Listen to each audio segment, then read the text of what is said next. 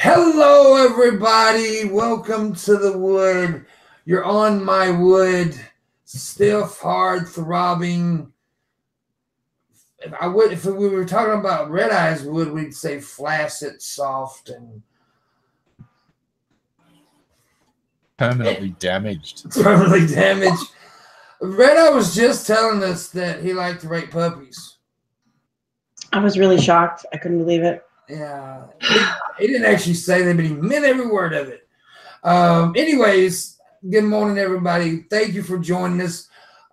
We are going to have to be doing this show here on this channel until maybe I want to announce that I do have the trusted flagger working on my stuff, trying to get me. And if anybody can do it, get you back. He's the guy that can do it. He's got a proven track record of getting other people's channels back.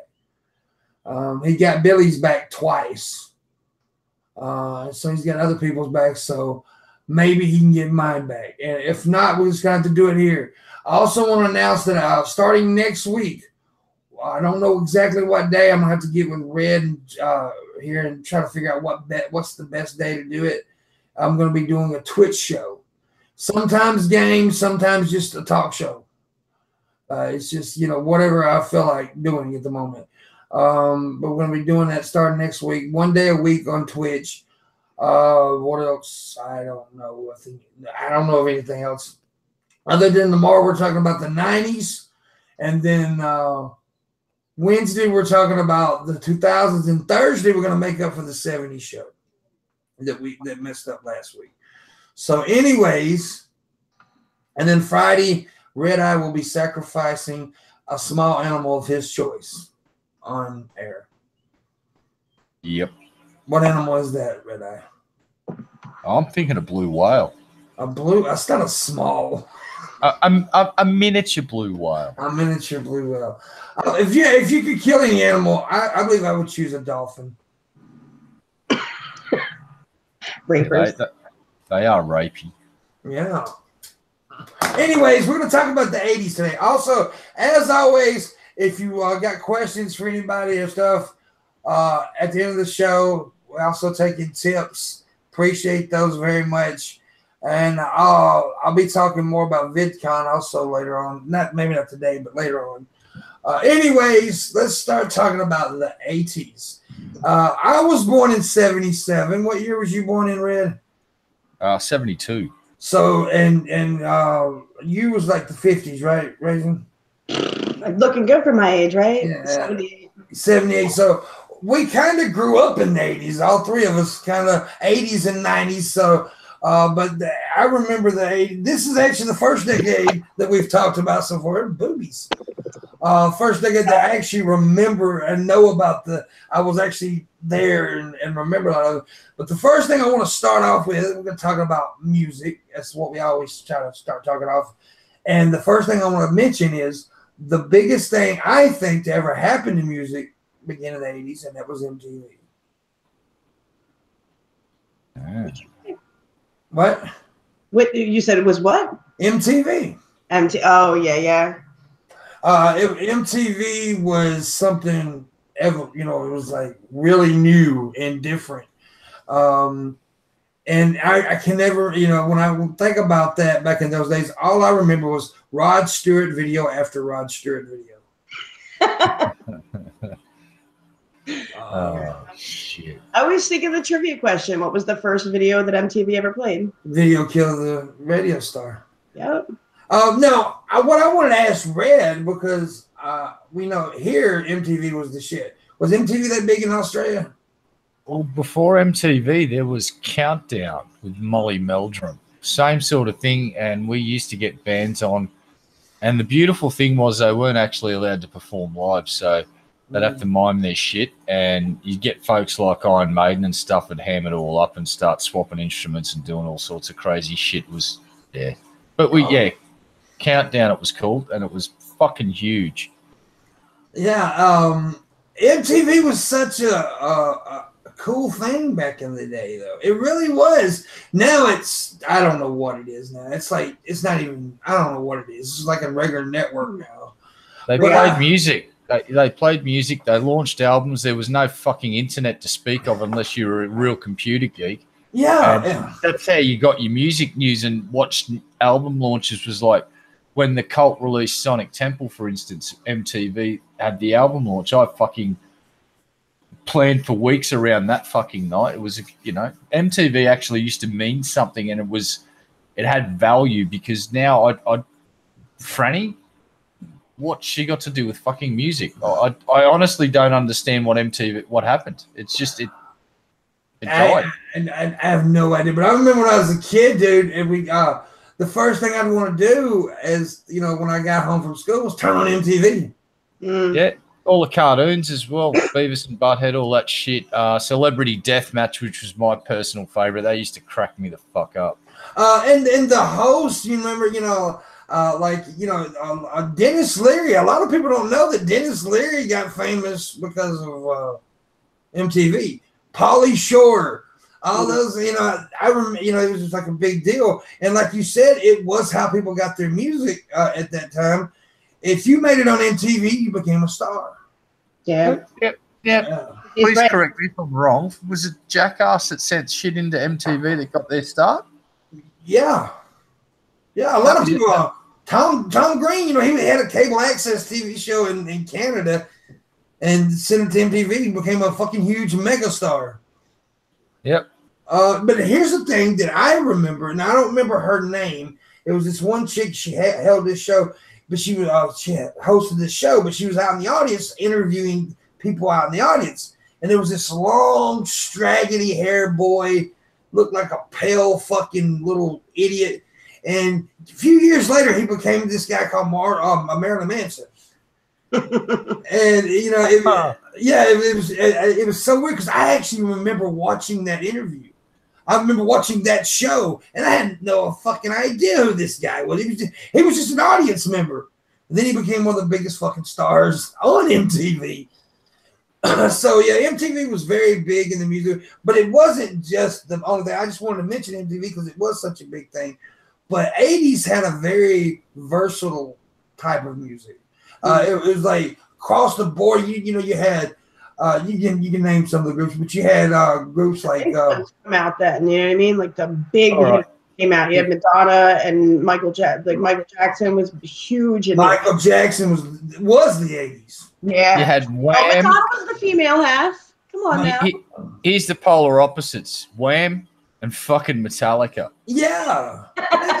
There you go. And you had these major fucking big hair bands, of course. All the great big hair bands. Poison, Warrant, all of those guys got their stuff. Def Leppard, Sea Hags. There's so many. LA was the hot spot for hair metal. And I'm gonna tell you a band that a lot of people don't mention when they talk about these hair bands. And I was a huge fan of this band, and that was Rat. Yeah, I remember Rat. Cinderella, you remember those? Yeah, what about Exodus? Exodus, hell yeah, dude. All right, here's one for you. Fucking Overkill. Yes. What about what's that? Shit. I can't think of the name of the group now. It's on the tip of my tongue. Anyway, there was a whole bunch of them. But you also had you talking about the big hair bands. But then you had real rock, like I guess you could say, like Guns N' Roses. Yeah. LA Guns N' Roses. And by the way, I hate when people say Guns N' Roses was a hair band because they were not a hair band. They were not a big hair band. That was my favorite. That was my shit back then. I have a feeling if we go back and look before the first album, the first successful album, it's kind of like Pantera. You don't want to look at Pantera before Cowboys from Hell unless you want to get a rude shock. It's like, what the fuck happened to these guys? It's like spandex and shit. It's like, whoa. But now, punk music had a big impact in the 80s, too. Yes, Ramones. I think the Pistols were a bit sort of half-assed dead. They never really... Black Flag. Oh, yeah. Now we're getting into some shit that I know. Black Flag, Suicidal Tendencies. Nice. This is the shit that I used to rock out to like crazy. And from Australia, you had stuff like the Hoodoo Gurus were pretty big overseas. And I'm gonna tell you, a punk band that became a rap band. A lot of people don't know they were a punk band, and that was the Beastie Boys. Oh, right on. they were really into the punk scene, and a lot of people don't know that. I bet you knew that, Red.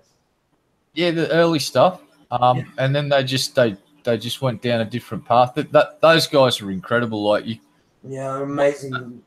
Yeah, one of the first artists that I saw was the Beastie Boys. That used the DJ was actually spinning up the drum beat on. He had 2 turntables, and he was just fucking. Well, he also had a microphone, 2 turntables and a microphone. But the way he was making the drum beat with the 2 scratching on the 2 turntables was nothing I'd ever seen before. It was like, and we also had hip, like all the dance, like rap dancing, hip, like all of that shit was born back then, and like the early stuff like Wiki and songs like Rocket Man and all that shit. That came out in the really early 80s. Hip hop. Yeah. Hip hop was birthed in the 80s. It was called rap dancing back then. Yeah. But yeah, a lot of people don't realize that hip hop was and rap was early 80s. It was way different than what it is now. What was the Sugar Hill Gang and all of them?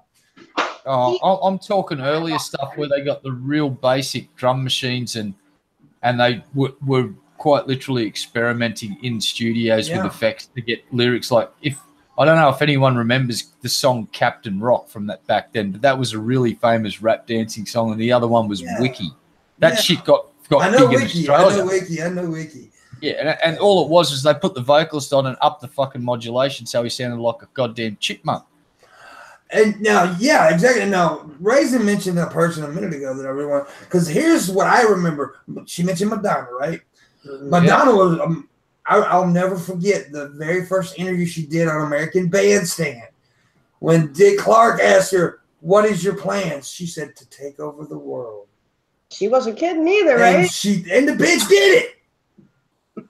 And let me tell you something. And early Madonna, pot belly Madonna with a little belly over her belt, was so much hotter than what she became. Yes, agreed, absolutely. Like a virgin Madonna was way better. Those videos were so naughty back then. Yeah, now it's nothing. But for then, man, like when that shit came out, everybody was like. Now, I'll tell you another female back then, and she was edgy, and people didn't even realize it, and that was Cyndi Lauper. Yeah. What's that one? You got Joan Jett as well. She was doing it. Well, Joan Jett was a badass. Joan Jett was the shit. Cherry bombs. I love that song. Yeah, there were some bad motherfuckers, and that one song that she did, is like an anthem, I love rock and roll. I mean, that's the shit. Everybody knows that fucking song. Mm-hmm. There's a lot of staple music from that time. I'm trying to think of some other what is the name of that one fucking group? But anyway, Warrant. Did you guys like Warrant? Oh, fuck yeah. Janie Lane.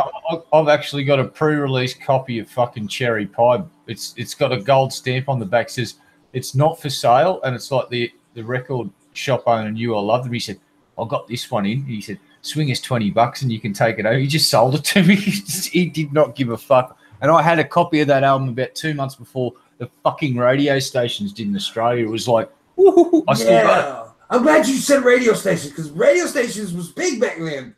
Right, really big. No internet. No internet. And I remember did you guys have the call-in shows too? Oh yeah, you used to ring in and request your song, and then fucking squeal like a little fucking girl if you got your song played. Yeah. And we had this one show. It was called the Top 5 Countdown. And if you called in early enough, you got to be on they let the audience announce it, like certain callers. Welcome to the Top 5. And I actually got to be on it when I was like 10-year-old. And I thought that was the biggest fucking thing that ever happened. I'm a star now, mama. It was so awesome. But yeah, the radio was so big, and the cool thing, I know you guys did this shit. Take a cassette tape, put it in your recorder. I was just thinking about that and waiting for your song. Waiting for your song to come on and hit the record button. Fuck yeah. That shit was so awesome. Mixtapes made off the radio. I missed that shit. And these kids today don't know the struggle of having to take a pencil and put it in a tape and run the motherfucker back up. They don't, we used to have 2 VHS recorders hooked up so we could pirate fucking videos. Oh, absolutely! I used to do that shit all the time. Go rent some videos, put them in, record them, motherfucker. Yeah, pirating. See, a lot of people think pirating was way back in the day, but it was just way different. Yeah, we don't need ships anymore. It was fucking back in them days. You have to fucking sail down to the video shop and fucking get your. Oh, it was horrible. And I miss the video store. I honestly do. Because it used to be a big experience to go to Blockbuster or whatever. Around and look at everything. It was all broken into sections. Like, I don't know. That was half the fun of going out with your buddies to pick a movie for the night. Yeah, dude. It was like, yeah. I remember that kind of, it's so different these days. The kid, I know they got it better, they really do, but that kind of shit was so fun. Is it better though? I mean, instant gratification doesn't really teach you to appreciate anything. So is that really better? I mean, it's different. I mean, it's a matter of perspective, but it's definitely different. I think we had better. Yeah, that's true. Now you mentioned Wham. I can't believe that Red Eye was the one that mentioned Wham. Fuck, George Michael's a fucking legend, dude. That dude could sing like a But those fucking shorts, man. He got laid more than me. Good on him. Yeah, he did get laid. But those shorts that they wore, oh my God. And I can't believe people were shocked when George Michaels came out of the closet. Really? Really? But now George Michaels was badass. I love this song. Gotta have faith, the baby. The big one. And sex. Careless Whispers was that fucking song. That was a huge hit in its day. Yeah. Everything he touched turned to fucking gold. He just had the modesty. He was that good at what he did, and the girls loved him because he was totally unattainable. Yeah, he was. Duran. That's fucking hell. Jesus, that's a name I haven't heard in a while. Yeah, Duran. That fucking video, dude. You got to remember the video, the cartoon and the door or whatever. What was the name of that song? I can't remember. They were the first guys to do a film, or one of the first to do a film clip where there was some bare-breasted women, and that shit was just like you wanted to see that, but no one could see it because they banned it everywhere. It says Duran here says was the most successful pop band in the 1980s. I believe it. What was the guy's Simon Le Bon, singer? Yeah, that's right. Hungry Like a Wolf is the name of the song I was thinking about. Yeah. Yeah. Yep. But oh man, and what was the other one? That other song that was really popular on MTV. It even mentioned MTV in the song. I want my MTV. Oh, that's fucking Dire Straits. Dire Straits, man. That was awesome. Mark Knopfler fucking plays a strat. Hell of a fucking guitarist. And Sting was the one that did I'm trying to think of some more groups from back then. Help me out here, guys. Well, you didn't even. I've never been into country, but there were some big country bands back then. Oh, fucking A, dude. The country takeover back in the late 70s and early 80s was Willie Nelson, Waylon Jennings, Johnny Cash. Those motherfuckers was the outlaw country. The outlaw country was really big in the late 70s, early 80s. And my favorite country singer of all time is George Jones, by the way. And Johnny Cash is running second close. But I like country. I know Red's got a little respect for some country there. I know you're not smart, Raisin. Well, look, in my defense, my dad tried to introduce me to country through Dolly Parton and Kenny Rogers. I'm all right with Kenny Rogers. Yeah. Oh, how can you go? Good songs too. Like I like Jolene and stuff like that, like the staples. Okay, here's another good thing that came out of the 80s, and it spawned from Metallica. The only thing Metallica ever spawned that was any worth of shit, that was Megadeth. Right on. Megadeth was awesome. You had we mentioned Guns N' Roses. Guns N' Roses was awesome. Iron Maiden. Well, that came from. That was there's two bands that came out of that split as well. Like there was Tracy Guns went on to form LA Guns, which were, in my opinion, probably put out more solid albums than Guns N' Roses put out one epic album, two really solid albums, and then a bunch of shit. And the last one, Chinese Democracy, let's put it this way. Axl's looking more and more like a middle-aged Benny Hill every single fucking day. But me and Red, me and you agree that Use Your Illusion 1 and 2 were amazing album. God, they're solid as fuck, dude. Yeah, they're really good rock albums. And Appetite's probably Appetite was one of the best albums of my fucking generation. I like Eyes too. I like the Spaghetti Incident, actually. Fuck that. Spaghetti Incident was horrible. I like it, you cunt. I burned that cassette. Is that the album full of covers? Oh, yeah, it's the one where they did Since I Don't Have You or whatever the hell the goofy old song they covered. Some other groups that was pretty badass back in the 80s. Well, some of these are spawned from the 70s, but they were really prevalent in the 80s. AC/DC. Mm-hmm. They were big. Big in it. Ozzy went out on his own back in the 80s and became this fucking huge superstar. He was filling stadiums and doing shit that was amazing. Dio. Yeah, There's the chick too. I mean, come on, Whitney Houston. She was big in the 80s. Whitney was fucking huge, man. Celine Dion and all those cunts fucking making money. But here you have here you talking about, when we talking about rap a minute ago, you can't not mention Public Enemy and the impact that they had in the 80s. I'll go Tone Loc. Tone Loc, I saw him live. That motherfucker. I met Tone. Holy fuck, the dude could flow. And the band he had, it was the first hip-hop band that we saw that didn't have machines playing drums. They had this incredibly fucking fat black dude, and fuck, he was a machine. Like, just sat there for fucking 2.5 hours with sweat pouring off him in buckets with this backing band. There was like 3 black chicks on backing vocals. They were fucking incredible. And the nightclub rocked out. All these white fucking Aussies loving this fucking African-American guy. It was awesome. Now, here's a rap group that Here's a rap group that a lot of young folks probably don't know. But they were so controversial to Live Crew. Oh, yeah. We all lined up in a single file line, taking the turns, waxing girls behind. When it was my turn, I was shit out of luck. I stick my dick in and it would get stuck. Everybody say, hey, we want some pussy. I love that fucking song. Now, was Body Count's original album in the 80s or 90s? I can't remember. With the song Cop Killer, because that shit, what happened was got that fucking much bad press. That was late 80s, wasn't it? I'm not sure. I'll verify in a sec. But I remember the song Cop Killer. Yeah. They released the album. The album got bought by some people, and then the fucking album company pulled the album and re-released it without the song Cop Killer on it. So if you can get a version of that album with the song Cop Killer on it, you've had a fucking huge win.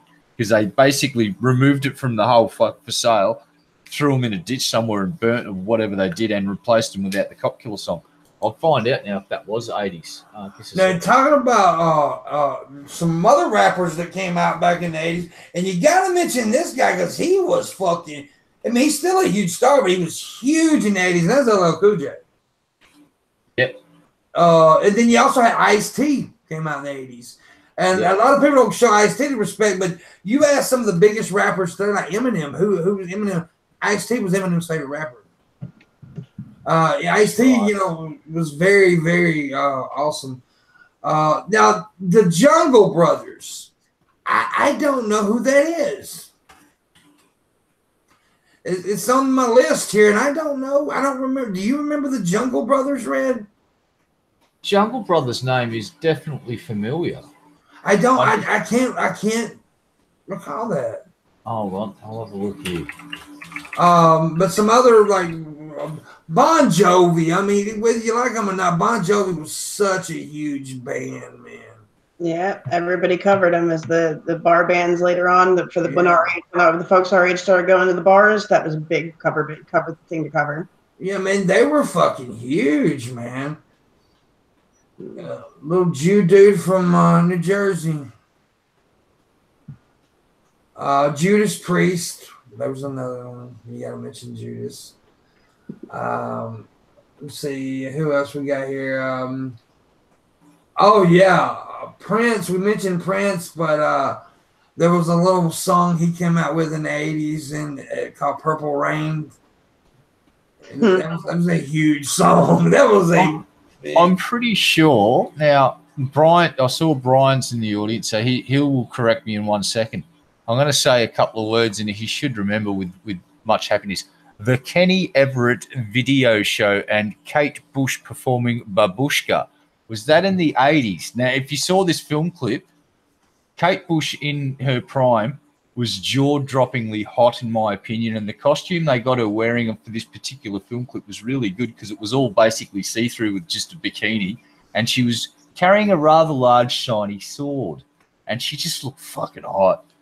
But I can't remember if that was the 80s or not, the 70s or the 80s, but the Kenny Everett video show was funny as fuck. I'm pretty sure it was the 80s because it was the Young Ones and all that was on at the same time. But yeah, now, Kate Bush. Now, I also have it's a little darker side of music, but in the 80s, a lot of really big names in music died also. You Bon Scott. Cocaine and alcohol claimed a lot of fucking good. Oh, and the odd sandwich. Yeah, but yeah, Bon Scott, he died. John Bonham died of Led Zeppelin, of course. John Lennon was shot in. Randy Rhoads, which is probably one of the most tragic, sad fucking deaths of all. That young kid that was already a virtuoso on the guitar, played with Ozzy Osbourne for Blizzard of Oz and Diary of a Madman. In my opinion, two of the finest fucking rock albums on this planet, bar none. He was an amazing guitarist. He really was. Bob Marley also died in 1980. Damn. I did not know that he died of skin cancer. For some reason, I did not know that. Marvin Gaye also died and Karen Carpenter, she died in the 80s. She died because of anorexia. Metallica bassist Cliff Burton. Bus accident in '84, I do believe, claimed him. And then Andy Gibb died also. Andy Gibb. A lot of people may not know who it is, but he's the brother of the Bee Gees guy. Yep, the Bee Gees. Yep. So there was a lot of big names in music that passed away, and there may even be more. I just didn't mention them. There's so many people that also look. Let's get on to comedies. And that Belushi, I believe, died in the 80s. Yes, or was that in the 90s? No, he died. John Belushi died in the 80s. He sure did. It was we're going to talk about film and stuff here in a minute. Is there anything else you want to jump in about music? Just Australia had some really cool stuff from the 80s, the Hoodoo Gurus, and there's so many to mention that didn't get airplay all over the world. And sadly, the one that I thought I was going to be in was released early in 1990, so I better not mention them. I'll save them for the show. Well, Philly girl, got to mention Fresh Prince. Sorry. Actually, you're right, though. Fresh Prince did come out in the 80s. I love the Fresh Prince and the Bangles is what I used to have in my pocket rocker and ride up and down the street to exercise on my bike. Oh, Jesus. What was that fucking song? Walk Like... Who sung that song? Fiction? Yeah. Eternal Flame. That was another one. God, that song used to drive me fucking nuts. Oh, hold on. Oh, what was it? God, Wild Wild West. There was a song called Wild Wild West. I'm pretty sure that was done. Yeah. And that song kicks fucking ass. It's in excess. No, it wasn't in excess. It wasn't. They definitely did not do that song because I listened to In Excess quite extensively when I was younger, and that's not an In Excess song. I'll find out for you. Actually, just a second.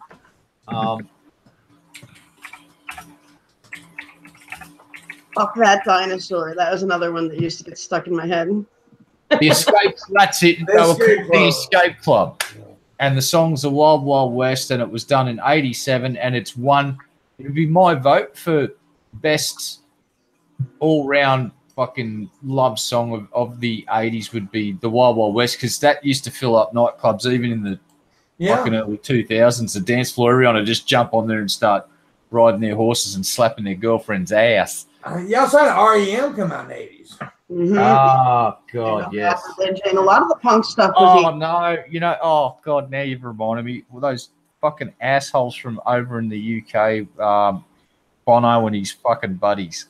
U2. U2, yeah. Because one was Salt and Pepper. They were big. Yeah, Salt and Pepper, yeah. Salt and Pepper were pretty awesome. Like, they had flow. Those two chicks could fucking get it going. I like that shit. That was a good song. Oh, Dead Kennedys. Yes. Oh, I love the Dead Kennedys. Fresh Fruit for Rotten Veggies. What was my favourite song? Forest Fire, I think. Or Riot, or maybe Police Truck. I'm not too sure. I like Police Truck. Yeah. Oh, no, sorry. Buzz Bomb from Pasadena with the old lady vocals version is my favourite. Have you heard that one? I don't know. It's a story about this old lady that fucking basically gets in a fucking car and right at the end says fucking Buzz Bomb's cornered at the 7-Eleven, and it's like she starts swearing her tits off. It's like an old granny singing a punk song. It's fucking awesome. Let's kind of make a transition into film here, because the 80s had some amazing movies. Oh, fuck yeah. Yep. You know, we could just start off with like in 1980 you had Ordinary People, Chariots of Fire, Terms of Endearment. Everybody knows that one, right? And you doesn't look like it. Okay, you can chime in here if you know it. What is Platoon? Oh my fucking god! Yeah. This is my rifle. This is my gun. This is for fire. And this is for fun. The Last Emperor came out in was it 87? Was Rain Man. Rain Man was a big... Yeah, that was a good Breakfast one. Club. Yeah, Breakfast Club. Driving Miss Daisy came out. Also, Morgan Freeman Driving Miss Daisy was amazing. Damn, I forgot that was that long ago. Did any of the Cannonball movies come out in the 80s? Cannonball Run and all that? Yeah, I think... Maybe I'm not familiar with those. There was this what? Yeah. You're not familiar with the Cannonball Run? Are you shitting me? No, but I'll totally watch it. There was a small movie. There was this tiny movie that didn't make much of it, but it was called E.T. Right? Yeah. E.T. And Cannonball Run was made in 1981. 81. And it's an American Hong Kong comedy film starring Burt Reynolds. There you go. I know the movie. It's a good movie. Good. Return of the Jedi, Empire Strikes Back. The original Ghostbusters. Yeah, Indiana Jones and the Last Crusade came out. Scary movies were awesome back then too, like Child's Play and Child's Play was and Evil Dead, like all the good shit. Friday the 13th movies. Had fucking Rambo. Yeah. Well, I'm gonna tell you something. First Blood was an amazing movie. Yeah, I've got to agree. Fucking, I thought this guy can portray the best fucking under stress form, and it turns out that no, he just has a speech impediment. And you know that the original script, John Rambo dies in that movie. But I guess they saw the potential of it becoming this freaking franchise that it became. And yeah, I didn't really like the sequels, but the original First Blood movie was very good. Let me see Who Framed Roger Rabbit was a huge film when I was a kid. That was one of the first ones that did the blending of. I think that might have been the first one that did a blending of the real and the cartoon stuff. Yeah, and then. Excellent. Let's get into the genre of the Chuck Norris films like The Octagon and shit like that. Fucking Missing in Action parts 1, 2, 3, 4, 5, 6, 7, 8, 9, 10, 11, 12. We're talking if it had someone like Chuck Norris in it, they'd produce one every 2 or 3 weeks, because all they'd do is just go to Asia and film people beating the fucking shit out of each other. And then just over narrate it with English. Well, the 80s is where the Cannon films were born also. and Canon put out nothing but shit. And it's all B movies, man, like American Ninja and all that shit. But and now we're talking Traumaville Studios, baby. Yes. Traumaville Studios, The Toxic Avenger, all of that shit. Swamp Thing. All night. Remember those movies? Loved that channel. We got a new high and lows. Steven Seagal movies. Where he has to save the aircraft carrier. One man saves the cook saves the aircraft carrier from the two. It's like, fuck off, Steven. Go and run over a dog in a tank while you're working for a sheriff's department. Oh, you actually did that, bugger. Now, talking about some classics now. Fast Times at Ridgemont High. Oh, shit. Porky's. I was just about to mention Porky. You know how I feel about Porky's. I love me some Porky's. Yeah. But big John Hughes movies were big in the 80s, like teen movies, like what was it? Pretty in Pink, 16 Candles, stuff like that. Yeah, big, all of that stuff. Breakfast Club, yeah, Breakfast Club was very awesome. School's Day Off. Yes. Yeah, that's a highly overrated film in my opinion. Oh, come on. I liked it. It was St. Elmo's Fire. I love that fucking movie, dude. Tron. Yeah, Alexis nailed it. Tron was probably my pick. That blew my fucking mind. Being sucked into a computer, getting digitized. Awesome. Here's a movie that I really loved back when I was a kid. Weird Science. Weird Science. Yes. Oh, Kelly LeBrock. No, oh my god. She was so fucking hot. And you know they had the Brat Pack back in the 80s. So you don't know who the Brat Pack was. That was what Emilio Estevez. Yeah, Charlie. Was Charlie a part of it? Yeah. The dude that's playing? No, was it the dude? What's his name? Judd Nelson. Judd Nelson. Anthony Michael Hall was part of it. He went on to play Dexter, that guy, didn't he? Like the ugly dude from fucking all of those movies turned out to be like this dude that grew up and got one of the most frightening fucking. Is that the good? No, it's a different dude. Who went on to play Dexter? Dexter? Oh no, he wasn't part of the 80s. I mean, well, he was part of the 80s, but he wasn't part of the Brat Pack. Oh right. I always get a few of those actors mixed up because drugs. But I think you're thinking about Anthony Michael Hall, though. I think that's who you're thinking about. Right. But now here's some big 80s movies. Bill and Ted's Excellent Adventure. Oh, yeah. Dirty Dancing was a big movie back then. I didn't like it, but it was a Roadhouse. Flashdance. Yep. The Four Vampires sucked. Lost Boys. Oh, Lost Boys. Yeah. Amazing. Footloose. Everybody. Yeah, Kevin Bacon. Here's a movie that was actually good. I mean, like really good, and that was Raging Bull. What you gonna come into our town and dance, are you, boy? I mentioned Nightmare on Elm Street, Friday the 13th, the Hellraiser, Poltergeist. Those some very big franchises, horror franchises. Yeah. That good stuff. That good B-rated horror. Evil Dead, came out in 81. Mm-hmm. Evil Dead 2 was the fucking most awesome thing I think that was ever created by cinema. Horror comedy, and they nailed it perfectly. The scene where he's fucking smashing himself with his own hand when it's possessed, it was one of the funniest things I ever saw. It was just like, that dude can fucking act. Yeah, and a lot of big action franchises was born, like like you mentioned, Rambo, Predator, Terminator. You mentioned all the Chuck Norris stuff, man. Mel Gibson came big in the 80s and with his movies. Oh, Lethal Weapon. Fuck yeah. This town's going to blow up if we go under 20 miles an hour. I didn't think about this one, but it was a big franchise.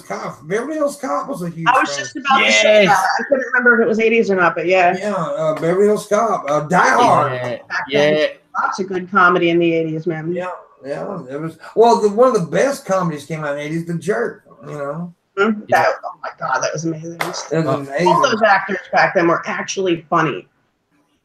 Don't like comedy now.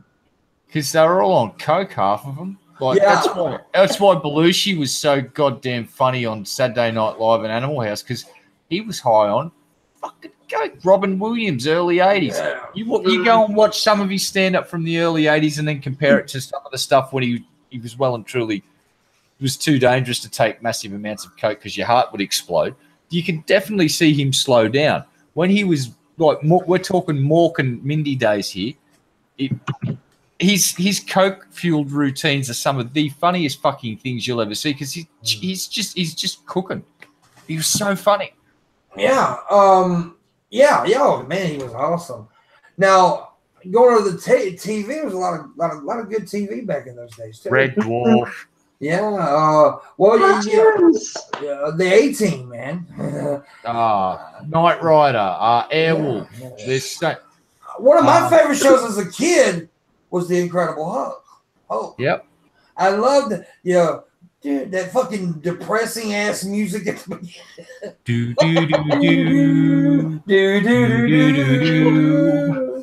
It's like, oh, Dr. Banner. Dr. Banner. Yeah, but now there was a show that was really big in the 80s, and I loved it as a kid. But as I became an adult, I was like, what the fuck was wrong with me? The Dukes of Hazzard. That show was cool back then. That show sucked now, though. I mean, I watched it now. I'm like, that was horrible piece of shit. No, any show that jumps fucking cars over rivers and broken bridges is fucking awesome, and I don't give a fuck if they could strap black people all over the General Lee and detonate dynamite as they're jumping it and kill them all, and I'd still think it was fucking awesome. Yeah, that's just a big fuck you for everyone losing their shit over.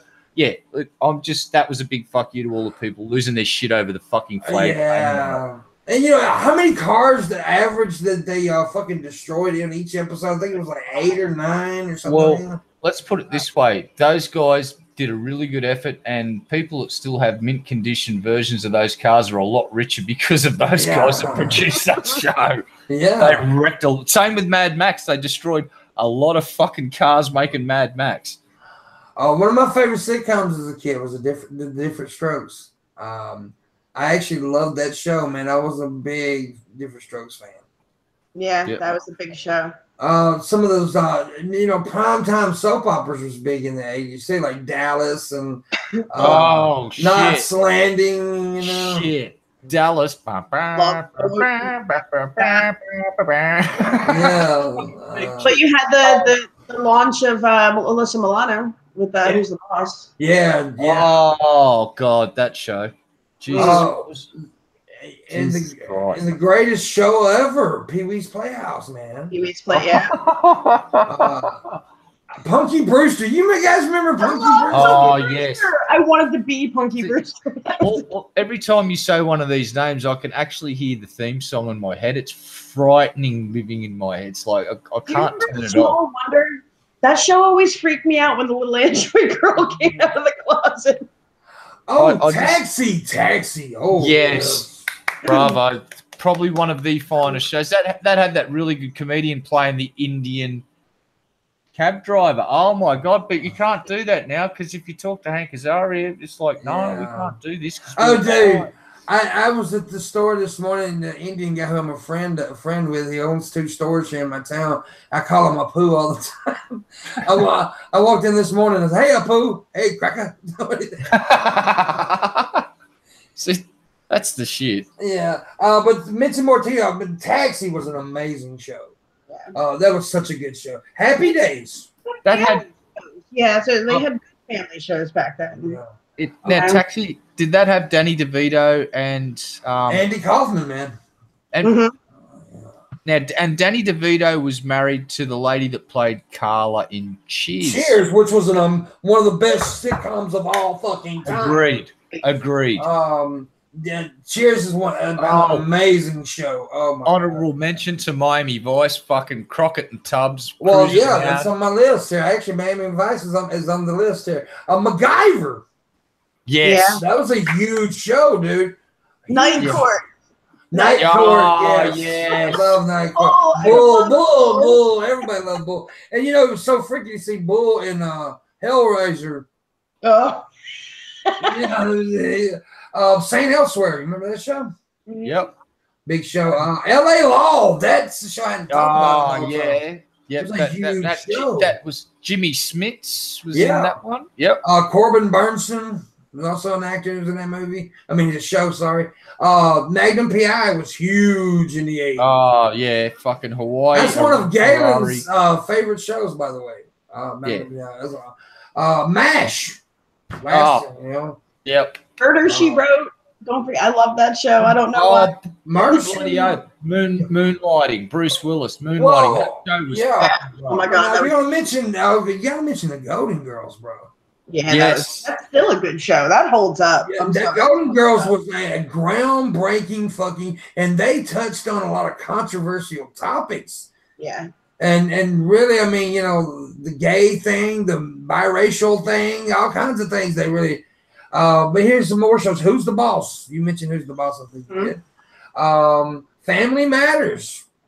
Yeah, that was that was off the back of, in my opinion, like Family Ties and here's one for you. The other one, Charles in charge of our days and our nights. The Hogan Family. Never was a huge fan of it, but Perfect Strangers, absolutely. That was a good one for Designing Women was a big show. It was. It's good though. Amen. Yeah.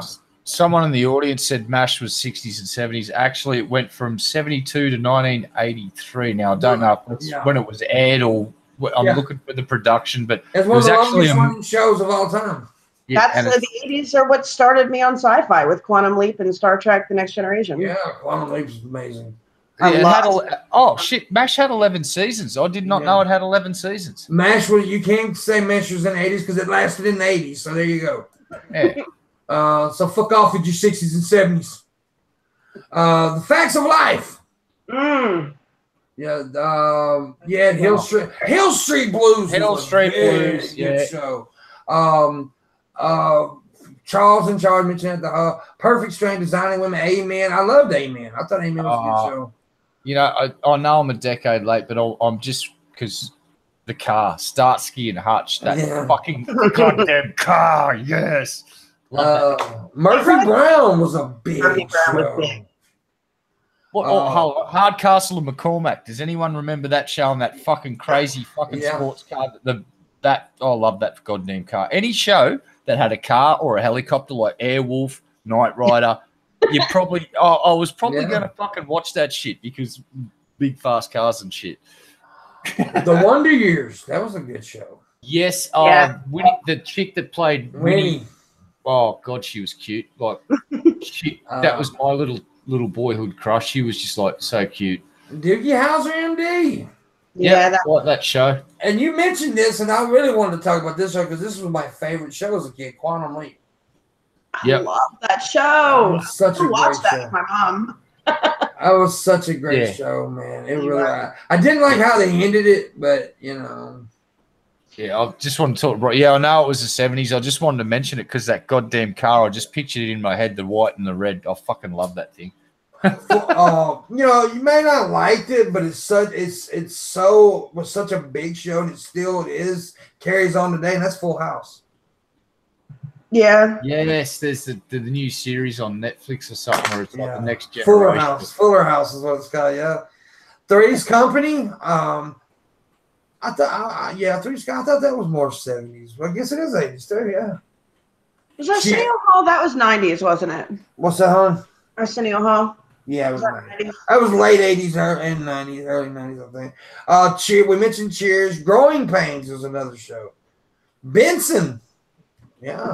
That was actually a good show, Benson. I did enjoy that one. Yeah, here's a show that started in the 80s and it lasted for a long time. It was a very good show. A little show called Seinfeld. Ugh. Yeah, it had some of the episodes were pure gold, some were pretty ordinary. And I know people hate when I mention this, but there was a show that started on USA, and it was called WWF, World Wrestling Federation. Huge shit. Huge shit. It was good. It was awesome. Man. Oh, Married with Children. Oh, how could we forget that show? It's like the Bundys. Saved by the Bell. Yeah. Yeah, that was a big one. And you mentioned moonlighting, right? Yeah, Red Eye did. I think, Early right? on. Yeah, someone in chat did. I've been stealing a lot off the people in Oh, chat. God, I won't up. Was that 80s or 90s though? Twin Peaks. I know wasn't X-Files 90s. Twin Peaks. What was it? Oh, fuck off. God, I love that She's show. dead, wrapped in plastic. That's right. But you know, you're talking about TV. Now, it was out before the 80s, but it became really big in the 80s, and that's cable television. And that's why we got to know a lot of, cable television became way more accessible in the 80s. And the reason I mention it because it says it right here on the Wikipedia page. It did become very big. And of course, it was out before the 80s, but just about I think 85%. Okay, it says right here. In the middle of the decade, almost 70% of the American population had cable television, and over 85% were paying for cable services such as HBO and Showtime. Not my family. I made up that small percentage. We didn't get cable until you had to get a box. We stole cable.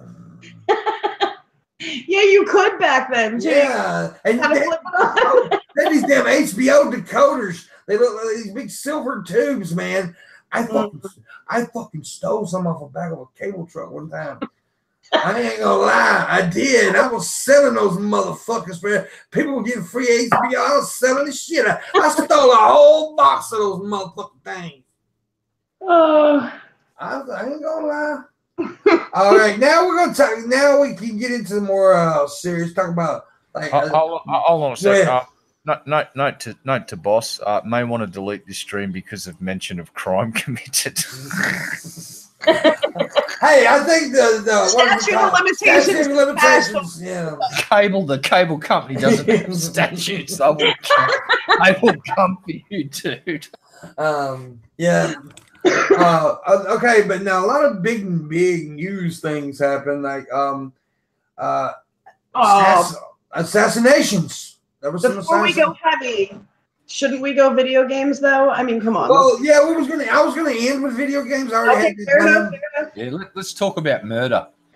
I was gonna end with something lighter, Fair enough. Because even I had played video games in the 80s, believe it or not. The good stuff. Go on. Anyways, sad stuff first. they had some assassinations in the 80s, man. William R. Tolbert Jr., the president of Liberia, or like whatever the fuck that is. That worldly in the 80s.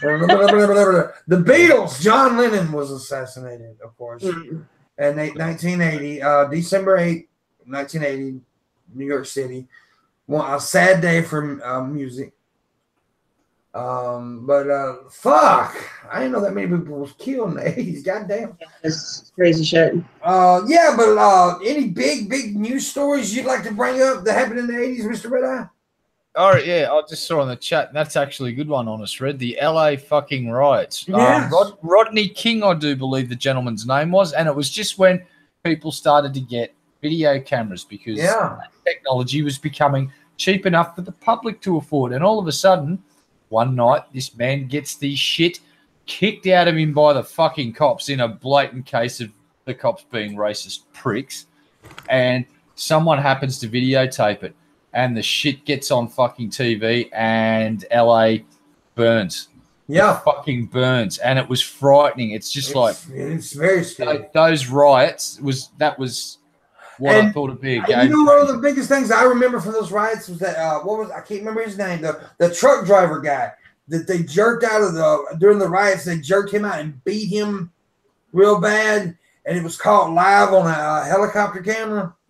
Well, hold on. We've been got another one in chat saying the LA riots were in 92. Okay. I'm pretty sure if we go back and look through the 80s, we'll find a pretty decent sized riot. Well, that is true. It may, but the Afghan-Iraq War. Let's touch upon the Bloods and the Crips and the 80s. Big deal. And the war zone. Yeah. And the war zone that LA was in the 80s. And we'll use, what was that? Blood In, Blood Out, the movie. That's a really good illustration of what that whole era was like. It was just like red versus fucking blue and kids murdering each other with Mac 10s and fucking bullets called cop killers because they'd go through Kevlar vests. and they had to stop selling them in fucking gun shops because everyone was buying cop killers and cops would drop it. Yeah, the gang wars were really bad. Yeah, the Bloods and the Crips were the two main offenders in LA, I do believe. There was other gangs like Mexican gangs as well, but the Bloods and the Crips, to this day, I do believe they combined. Now there was also a motorcycle gang war back then. The Hells Angels and the Banditos. The Hells Angels killed someone at a fucking Rolling Stones gig when they were performing security. Yeah. Yep. Now here's it ain't got nothing to do with what you were talking about, but the big news stories that everybody remembers. Mr. Gorbachev, tear down this wall. Yep. Mm-hmm. That happened. That was big. I remember that, man. The Berlin Wall. If you don't know what I'm talking about, young folks. Ronald Reagan got on there. Mr. Gorbachev. There's a lot of big world stuff going on then. That was the Iran-Iraq War and the Tiananmen Square protests at the end of the decade. Yes. Yeah. And to this day, if you get a satellite picture of Germany and you have a good look on a clear night, you can still clearly see where the border was thanks to the difference in lighting technology. The East, I think, used fluorescence, or was it the West? And one side uses fluorescence, the other one uses high-pressure sodium. So one side's blue, the other side's lit up yellow, and you can clearly see where the fucking wall used to be. It's amazing. Well, yeah. And, another thing you could talk about that was back in the 80s, though, was the whole Russian spies over here in America. And they were everywhere. KGB. Yeah, the KGB, dude, that was big in the 80s, man. And they had, people had, literally families that were Russian spies. Sleepers, yeah. There's a movie about it. The Americans, the show. The Americans is a very good show. It's based off that. Oh, there's some other movie. There's really famous actors in it as well. And it's all based off Russian sleepers. And it was like the whole fucking family, it turns out. The kid didn't even know that his mum and dad were Russian agents. And the kid had no idea. Yeah, Desert Shield, right? Yeah, I think Desert Shield. That was one of the first televised. That was what about Kuwait? Was that? That was late 80s. The Iran-Iraq War was still what was good. That was the beginning of it. Is the Iran-Iraq War that was in the 80s. Everything else happened. Desert Shield, Storm. That was all later on. So that would have been the next show. In your country, Red, 1986. What happened? Real big for your country. There you go. Red has AIDS. Big one. You'll have to tell me. Did you gain your independence from the United Kingdom? No. No? No. It was something that happened in 1986. I can't remember. What was it? Was that New Zealand? Maybe it was New Zealand. No, I don't think it was New Zealand. We're all still part of the we just hosted the Commonwealth Games in my city about 2 weeks ago. We had 100 fucking million annoying Commonwealth people from all different countries in the Commonwealth. Here's the best bit. Half the team from Cameroon came here and fucking disappeared. They legged it. Oh, okay. Here's what I'm talking about. I found it. I was looking for it. I read this earlier and I wanted to bring it. In 1986, New Zealand and the United Kingdom fully separated New Zealand's government from the influence of the British Parliament, resulting in New Zealand's full independence with the Constitution Act 1986, which also reorganized the government of New Zealand. That's what I was thinking about. Sorry. Okay. No, we've still got a governor general, and the Queen can collapse our fucking government like she did in the 70s. 1986, Australia gained full independence from the United Kingdom with Australia count 1986. Yeah, I'm not too sure how that all works, but we're still part of the Commonwealth. Zimbabwe became independent from the official colony or whatever United Kingdom. Who? Zimbabwe. I like that. I always like that name, Zimbabwe. That's weird because we're all still going to the Commonwealth Games and chilling. It must be the connection to the ability of the Queen to collapse our government they might have worked on, because after what happened in the early 70s, we made it so it was near impossible for the Queen to fucking do it. Yeah. What is anything? Let me see. I'm looking. Brian brought up the Challenger explosion. Yeah. The first woman in the first American woman in space also happened in the 80s. That was what got me into space, really. The war on drugs got started in the 80s. The first news story I remember really going viral. Like everybody was talking about Baby Jessica. Yeah. So there's a lot of people that have never even heard of it. Successful war on drugs got started in the 80s. Oh shit, Nancy Reagan. Yeah. There we go. Yeah. Landon's just answered. He said we are not an independent republic because we don't have our constitution's piss weak and it constantly mentions the government and the Queen, and we still say hi to the Queen when we start Parliament and all that shit. So yeah. Oh well, that's all right. One day we'll throw the tea in the harbour and do what you guys did. Yes. I'm just going by what this is, the decolonization and independence. Canada in 82 also did it. So there you go. Anyways, the war on drugs, which is a very successful war. Red Eye.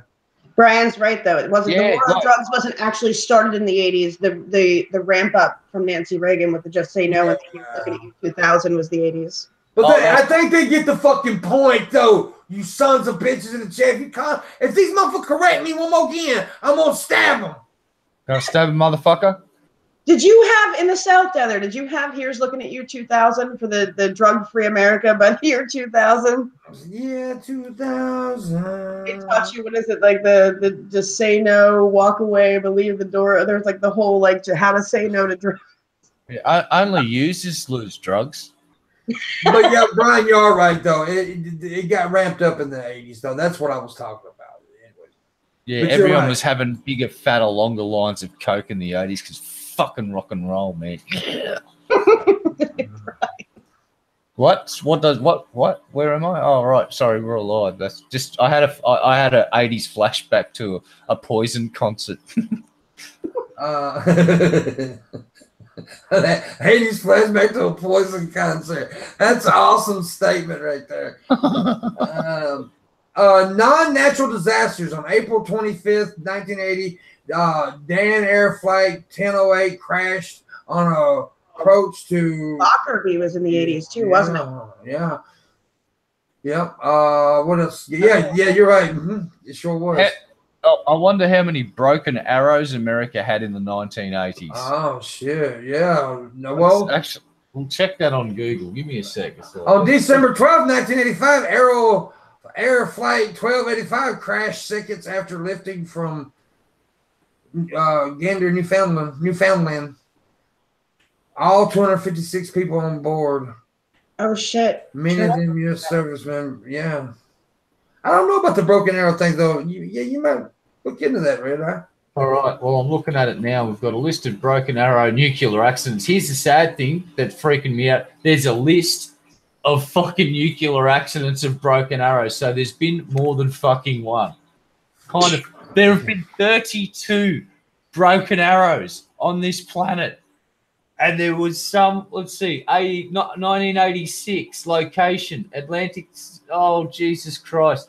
A ballistic missile submarine suffered an implosion and fire in one of its missile tubes 480 miles east of Bermuda. So not only have we got crashed planes, we have nuclear-powered submarines with nukes on board that sink out there.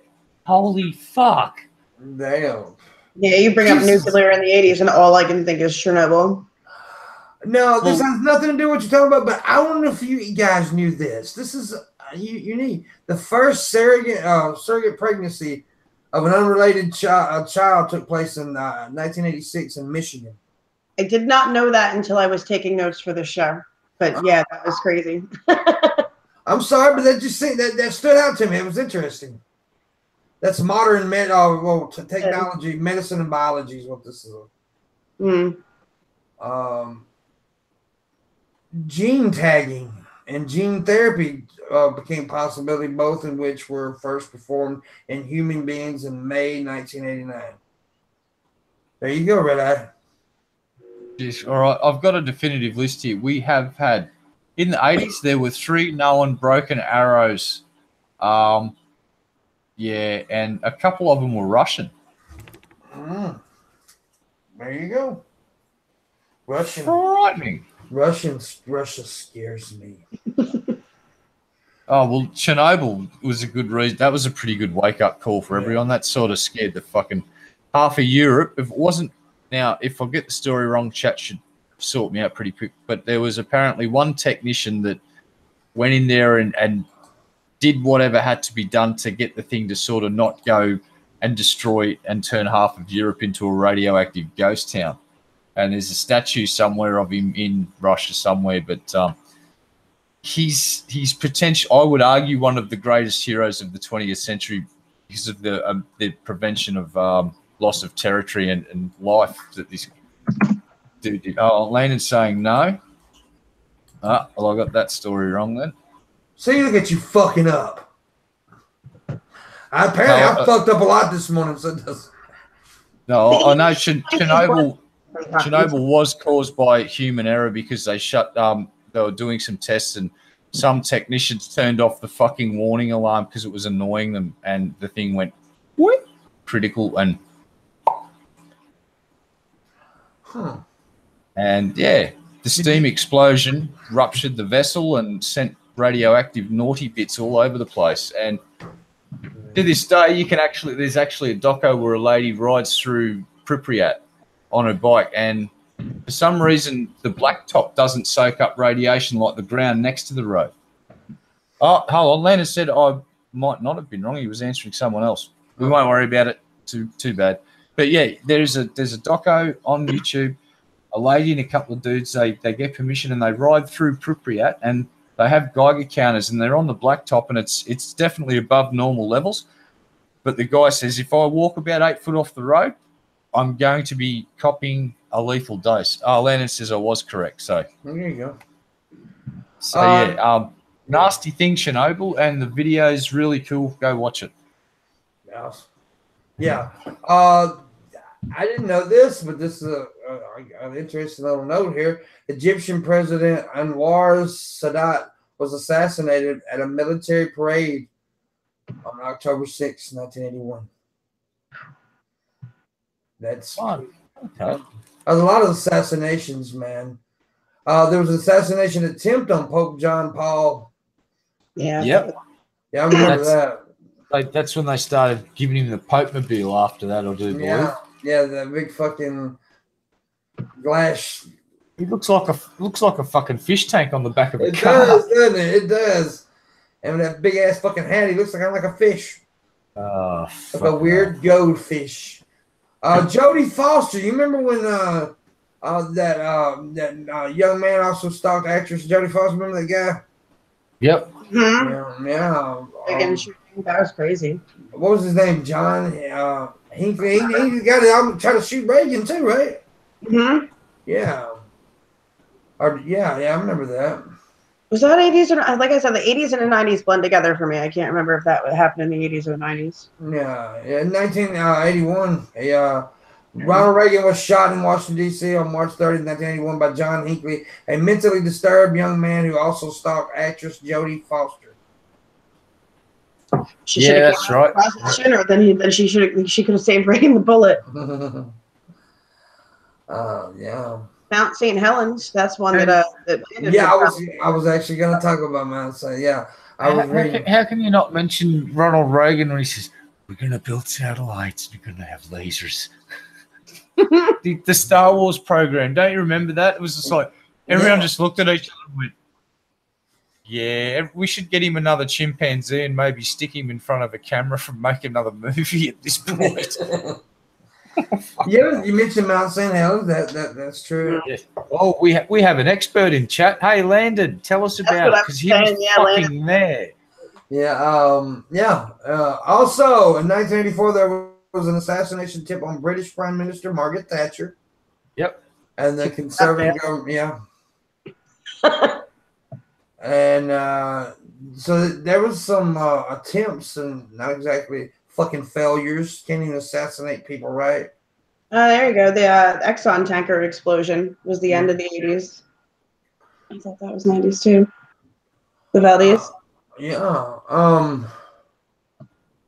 What else? I'm looking. Go ahead, bud. Brian said he heard that explosion. Oh, wow. Did you cause that explosion, Brian? Did you? He did. Oh, I know he did it. Oh, no, he said the Thatcher one. So he heard the attempt on Thatcher's life. Oh, okay. Well, Don't answer the question that I asked in case you incriminate yourself, mate.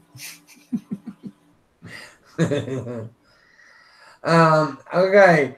So they mentioned. Oh, somebody mentioned video games earlier. Before we were to get into the video game talk, though, I remember when I was a kid, the coolest thing to do. I was real young. I was real little. Was going to the game rooms, the arcades. Dude, I thought I was so because I was really too young to enjoy it. But I mean, I did go, and there's they're trying to do a rebirth of game rooms these days, but it ain't like it was. It don't feel. I had that same feeling. Did you have an arcade spot? Fuck yeah! Oh hell yeah! We had one. It wasn't in my town. It was a couple of towns down, but yeah, everyone. It was within bike riding distance from me and my mates, and we used to just raid it every weekend. There was, we had everything from the old air hockey tables right all the way through to the latest gaming cabinets and a massive array of pinball machines because pinball machines were a thing back then still. God, I miss pinball. I love pinball machines. Yeah, the artwork on pinball machines it's to this day I still think there's some of the coolest entertainment devices on the planet is a pinball machine that is cross-generational. Everyone, if you can get in front of the thing and move 2 fingers, you can play a fucking pinball machine. Yeah, they're awesome. Man, I love pinball. You what, huh? Did you have a favorite pinball? Yeah, yeah. Like the Quake, the Quake one where everything would shake. When you there was this one I can't remember. There was 2 I liked. There was one called Gorgar. Yeah. And the other one was the Kiss pinball machine, Blue. Actually, the Kiss Penny was fucking awesome. And the other one was actually one called Concorde with the plane. And it was fucking really good table. Then we had one, the Addams Family one. I used to remember playing when I was a kid a lot. It was pretty cool. Back to the Future came out with one too.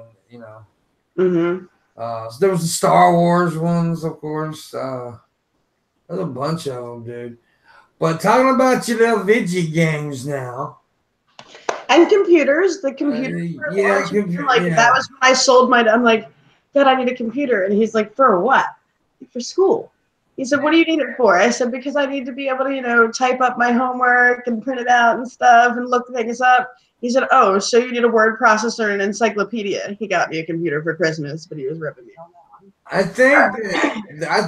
I mean, you could give it to a lot of games, but I think the game that really made video gaming popular in the 80s would probably have to be Pac-Man, right?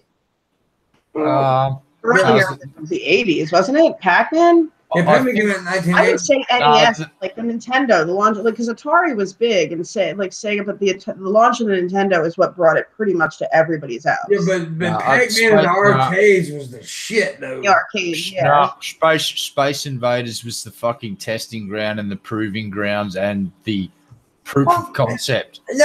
Correct me on that one because I wasn't. Space Invaders was one of the first it was the first cabinet I saw. And it arrived when I was I think it was in grade 2. So I was 7 years old. And ever since the day it rocked up at the local corner store was the day I started leaving for school half an hour earlier than I used to. Well, this thing here says in 1980, Pac-Man was introduced to the arcades and became one of the most popular video games of all time. Also in 1980, Game & Watch was created. Yep, Game & Watches were fucking huge, and that's what gave Nintendo their massive market share. It was these little handheld things, Donkey Kong. I've still got one that works, Mario Brothers. It's a twin screen. If Ingram was here, he'd lose his shit and start throwing money at the screen because he'd want it so bad because it's got Nintendo written on it, and it's not a re-release; it's a fucking original. Boy, I didn't realize Ingram was a fanboy. Oh, he's a massive fucking gamer. He loves early Nintendo stuff, all the retro Nintendo stuff. If he hasn't got it and you've got it, he will throw money at you. I bought my my best friend's husband a Nintendo controller belt buckle because he's a thing for belt buckles. And Nintendo, he's a big fanboy. No, so one mentions Pong, but wasn't Pong like late 70s? Pong was like the original video game. Yeah. Pong was pretty early on. That was the first console we had, and then we had a But the 80s brought us Breakout, right? And Super Breakout. I love that game. Frogger. Frogger was good. Frogger was fucking hard, man. It would eventually get too goddamn hard to do. Yeah, there was so many good games that were coming out. It's like, let's start off with a few off the top of my head. Wonder Boy, the Wonder Boy series, fucking awesome. One that was very similar to Wonder Boy was called Forest Wardener. I used to be able to finish that one. I could finish Wonder Boy 2 and 3. I don't think I ever finished 1. There's all this.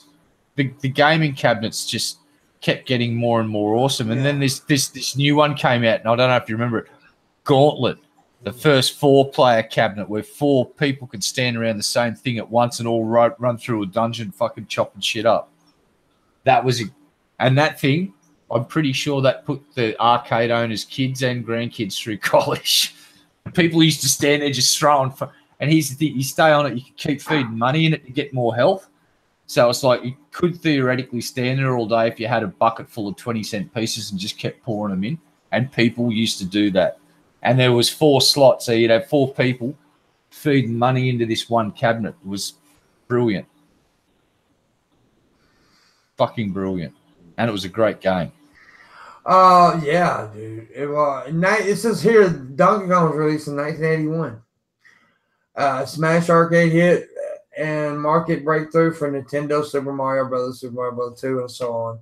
So yeah, Super Mario was like the everybody played Super Mario, even if you wasn't a gamer. You go ahead, raising your muted though. You was talking. Sorry, I was talking to my mom. Oh, anyways, Mario, dude. The thing I remember as a kid when Nintendo came out was fucking Duck Hunt. That goddamn laughing dog. Even my dad liked Duck Hunt.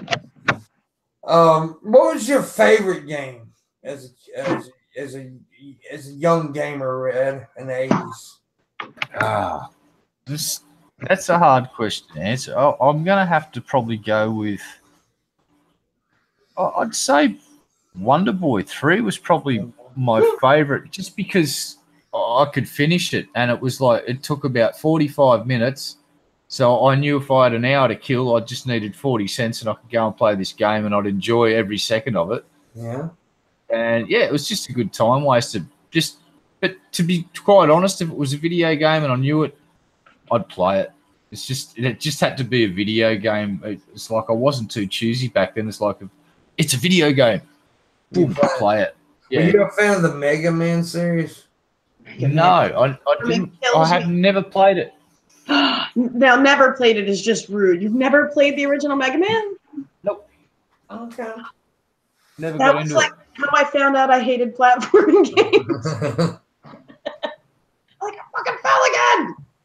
Legend of Zelda came out back in those days. Yeah, I thought it was. See, I had the lamest favorite game when I was a kid. Moon Patrol, and probably nobody even remembers it. It was just something. It was Moon Buggy over here.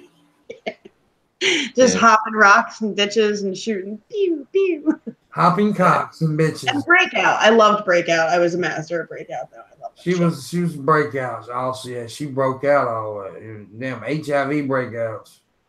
Oh, yeah, that's what something else. HIV became big in the 80s, yeah. That was a big deal when people thought you could like hug somebody and get AIDS because they had no freaking clue what was going on. You weren't in the in crowd unless you got AIDS.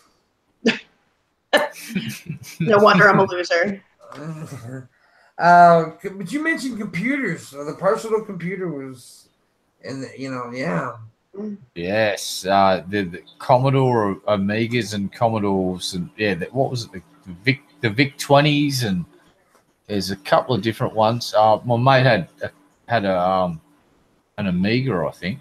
We used to play this flight sim on it, and all the graphics were literally green fucking bars. So it was like a wireframe shitty flight sim that did about 2 frames a second. It took 20 to 30 minutes to load it up on a conventional tape drive, like I'm talking cassette tape. Yeah. That's how we used to load it. And half the time, the game would not load because reasons. Was it the Amiga 500 or something? Something like that, yeah. And at half the time, the game wouldn't load. So we'd start loading the game, run down the beach, have a quick swim and surf, come back, and keep our fingers crossed that the game would fucking load. Yeah.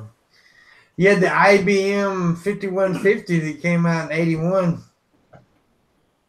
There you go. I didn't get my first PC till 2000, so I was playing consoles back then. I had a ColecoVision in the 80s, and that thing kicked fucking ass. ColecoVision. Well, it could play every ColecoVision game, and then you buy this expansion pack, and then you could play every Atari game. It was the shit. Yeah. Oh, here's a device that came out in 80. The Walkman. Yes, right? The Sony Walkman. Yeah. That's why you had the pocket rockers too, the mini Walkman. Yeah, in 1984, the WMD6C Pro Boombox. Yeah, but I was just about to mention boombox. Walk around with them with big ass goddamn stereos on their shoulder. Billy paid for that. Everybody had a boombox. And of course, in the 80s is when VHS took over Betamax. Yes. Betamax was better. No, it wasn't. It wasn't. It wasn't. I was just fucking. I remember our family bought VHS, and my dad's mate's family, they had the Betamax, and my dad's mate was a bit of a gloaty person, so he went, "Oh, you've definitely made the wrong decision with your VHS purchase." Roscoe's talking to my dad. It's like within 6 months, you'd go to the video shop, there'd be like 3 Betamax movies, and then the rest of the acre store would be fucking VHS. Yeah. And we'd like ring him up and go, "Yeah, I've just been down the video shop, Ray boy. Yeah, I saw the 3 new movies you've got to look at this year. Congratulations with your purchase decision, dickhead." I remember as a kid, one of my favorite toys was the goddamn synthesizer keyboard thing, man. Oh, I think those things got really popular back then when I was a kid. Yeah, guitars. It's like the fucking, you sling them over your shoulder like you got a guitar, but it's just a keyboard, and you got oh no, and all those sound effects on it and shit. I even just think of them now, and I just want to go on a murdering spree. Man. I don't want to beat people to death with guitars. You sound like a redneck saying guitar.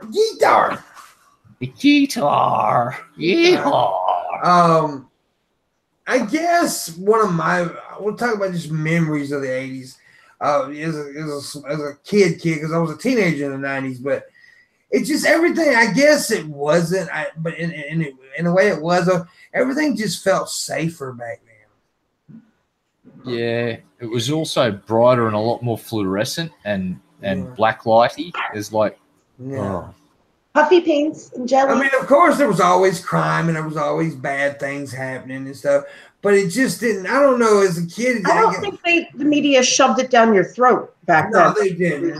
They weren't scare you constantly, and kids were allowed to come home from school and like latchkey kids. I'd come home, I had a key, and I'd unlock the door and I'd let my brother in because they let the schools out in age order. You know, the older you are, the earlier you get home.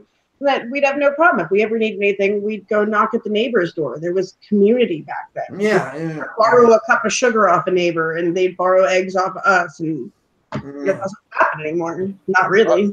I think it's got a lot to do with media connectivity too. It's like we now can get reports live from anywhere in the world via satellite. Back then, it was a lot harder to get a story filed, and satellite time was a lot more expensive, so they saved it for the really good stories. It was like you didn't get to hear about every fucking shooting from every neighborhood in America like you can now. It's like real time. You see it in your Facebook feed pop up, shooting in this town, shooting in that town, fucking all of this really bad shit, and there's not countering it with the happy stuff anymore. They used to do that in the 80s. Remember that the news used to finish off with the feel good story. Yeah, they did. And like I said, I knew it. Yeah, the fluff bit. Yeah, and like I said, it was. You know, of course, it was dangerous back then, but it just seemed like a safer, maybe because we were just hid from it, like you said, but it just seemed like a safer world. It just, I don't know, it just did. And there was less parents wrapping their kids. Like, this is when kids started to get wrapped in a little bit of cotton wool, but not too much. It's like, we did some stupid shit when we, it's like we had little green plastic skateboards with shitty plastic wheels, and we used to go down fucking near vertical hills on them and then wonder why we'd be half dead after we fell off them. Yeah, I remember when I was a kid and played like 80s and played sports, everybody didn't get a trophy. No, that's right. It's like you learned to take a fucking loss back then. You didn't get your encouragement or your participation awards. Participation awards, yeah. Fuck off. I mean, they actually taught the kids, if you want to succeed in something, you have to work for it. Yeah, and when I was a kid, for the surf club, for instance, I went to the club championships, and I competed in every event I could. Didn't fucking go any good, but because I competed in every event that I could partake in, and there was a lot of kids that didn't win shit. We actually did get, and it wasn't the same color as a bronze trophy. It was a slightly darker version of a bronze, and it actually said encouragement award for participating on the day and taking part in the event and having, and working with your fellow team members when you had team events. Thanks for coming up and keep trying. And it was to encourage you to come and to at least have a fucking go, but you had to earn that. Yeah. You didn't turn up and then sit down in the sand all day and then get given one. It's like, you had to fucking work for it. Now, Isaac the Great says childhood innocence might play a role in why I felt so. That is true. It probably did. Also, but the thing is, though, children today know the dangers a lot more than we did back then. Children today are told about stuff that we were told. And maybe, look, we didn't have violence shoved down our throats. You know what I mean? Like, you have kids getting involved. Like, you have kids speaking on politics now. That wasn't a thing then. Yeah, no, it wasn't. You didn't parent your parents like narrow and hateful opinion back then. You got your ass home before the street lights went on. Those street lights start popping on, your ass better be in the house. Manhunt is over. Time to go home. Yeah, it's just, I don't know. But I do believe childhood innocence did play. It did seem safer than we were child. But I think children everything's shoved in their faces these days. Yeah. They're told, they're made to be more mature and not to have childhoods. These days. When I was a kid, we were allowed to be kids. Yeah. Here's the big difference in America today, and I'm sorry to drag it down this road for a second, but in the 80s, now correct me if I'm wrong, in the 80s, we used to, when I was at school in the 80s, we used to have fire drills, right? Mm-hmm. You know what the kids in most American schools are having now? In 2018, fucking live shooter drills. Yeah, absolutely. Right? What the fuck went wrong? Yeah. Honestly, it was weird. That was one of the few things that were that I remember being weirdly scary when I was a kid. Is we didn't just have fire drills; we had wacky ass bomb drills where they'd have you go under the desk or under the showcases in the hallway, as if somehow that would survive a bomb by getting under a desk. Like that was odd. That was the tail end of the Cold War shit. And don't get me wrong, Chad. I'm not saying that it was better. I'm not saying the kids shouldn't know these guys. I'm just saying it seems like the kids are put in spots these days where they're not able to enjoy their childhood as much as it seemed that we did. I don't know. Even with the kids' clothes, I'm absolutely thrilled that I have two sons, because when I look through the little girls section of the equivalent age, I'd be horrified. I would never, ever in a million years be able to dress my little girl in the clothes that they wear now. They're too adult. Yeah. Why are they making mini versions of chicks in their 20s bar clothes for kids? Like that was never a thing. Like when I was a kid, you wore like cute colored pants or whatever and a little shirt with flowers or whatever on it. Like, and that was okay. You were allowed to be a kid. You didn't have to dress like a mini slut adult. Yeah, and also another thing is, like, when I was a little boy and I would kiss a girl on the cheek or something, I didn't get expelled from school. Yeah. Yeah, And when kids go, like they sent a note home from my son because you went psh, psh, in class.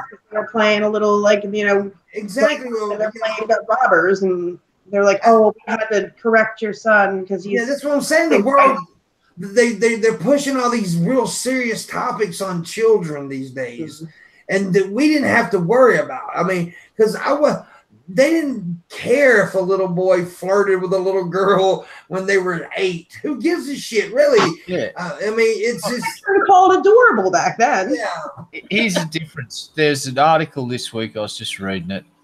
I'm pretty sure a couple of YouTubers done it, bids on it, where a school sent home a letter to the mum and dad of this child because the child referred to another one of the children at school as her best friend. And the teacher said, no, you can't do that because that might make some of the other kids feel left out. And it's like, well, guess what? You're supposed to learn about social stuff when you're at school and young. And guess people do have best friends and they have favorites. And kids have got to learn that sometimes they're not fucking number one and they're not center of the fucking universe. And it's like this school is damaging society by preventing this child to learn that it's okay to pick a best friend. Now the child that said, you're my best friend, is frightened to call anyone her best friend and has been removed from that school because the parent wrote to the fucking people running the school and went, no, we're siding with the teacher. The teacher's absolutely right. We don't want to feel anyone left. We don't want to make any student feel left out. And it's like, well, you're alienating my daughter and making her fucking feel unable to say that she's got a best friend. What the fuck? And they went, oh, no. And she just went, get fucked, and took her kid away. Yeah, and it's just, yeah, exactly. It just seems like we're putting all these social issues on little kids. Yeah, and that didn't happen in the 80s when I grew up. It did not happen. No. Social issues were, here, come and put some sunscreen on because you'll get sunburnt, and try not to be a cunt. Yeah, I see 9 and 10-year-olds these days talking about the sexism, and I'm like, why? Gender issues too. That was never never in a million years would that have happened when we were kids, where people are discussing whether or not you're, what I mean, at that age, what I mean. And it did. I'm sure it happened, but it happened in cases where it was actually needed, as opposed to every third kid. You know what I mean? Where that confuses things. You know what I mean? I think that's actually bad in my personal opinion. And it's probably not a popular one, but I think it's bad for the people who actually have issues like that they have to overcome. Yes, there's that, the hot feeling of like that 1 minute, like where you're like, okay, well, I'm not alone. And that always feels nice. But then when you're talking to other people and you realize that they only scratch the surface of the things that you're personally dealing with, I feel like that takes away from it. You know what I mean? It takes away from you trying to understand who you are if everybody is kind of dabbling in it. I don't know. It's just weird. It seems like that we need to let our kids be kids and let them worry about social issues and political issues when they get old enough to worry about it. Yeah, it's like while you're protecting stuff until after they hit puberty. Yeah. And while the West is protecting their special little bundles and snowflakes, the Chinese are producing super soldiers, and they are coming. Yes. A lot of them too. Yeah, it's and I'm not saying that we're better, 80s were better, because there's a lot of fucked up shit about the 80s and 90s and stuff, but it just when it comes to kids, let them be kids. Yeah, kids' lives are a lot fucking less complicated in the 1980s. The general specific set of rules. Don't throw rocks at each other's fucking heads or at glass windows. Other than that, we'll keep an eye on you, and if you get out of line, we'll smack you around the fucking ear hole. Now, here's half the problem. You can't walk up to little Johnny when you see him being a little shit and smack him around the fucking back of the head and go, don't be a cunt, little Johnny. You fucking little cunt. Slap. It's child abuse. We need more of that these days. Well, physically disciplining boys, especially at certain age. Boys, he's a reality check for everyone out there. It's like, oh, no, toxic masculine. No. Sometimes young males, while their hormones are all starting to kick in and they don't think straight and they need to be put in their fucking place. Yeah. It's the military does it. They break the man down and then build him back up again. And when I was a little boy, I was taught it was okay to be a little boy.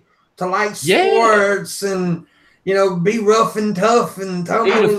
And that allowed you guys to wrestle amongst yourselves too. Like, you didn't need adults beating you. You could have, like, we had actual social structure, and if you were being a major dick, one of the kids would beat your ass. Your peer would beat your ass. You know what I mean?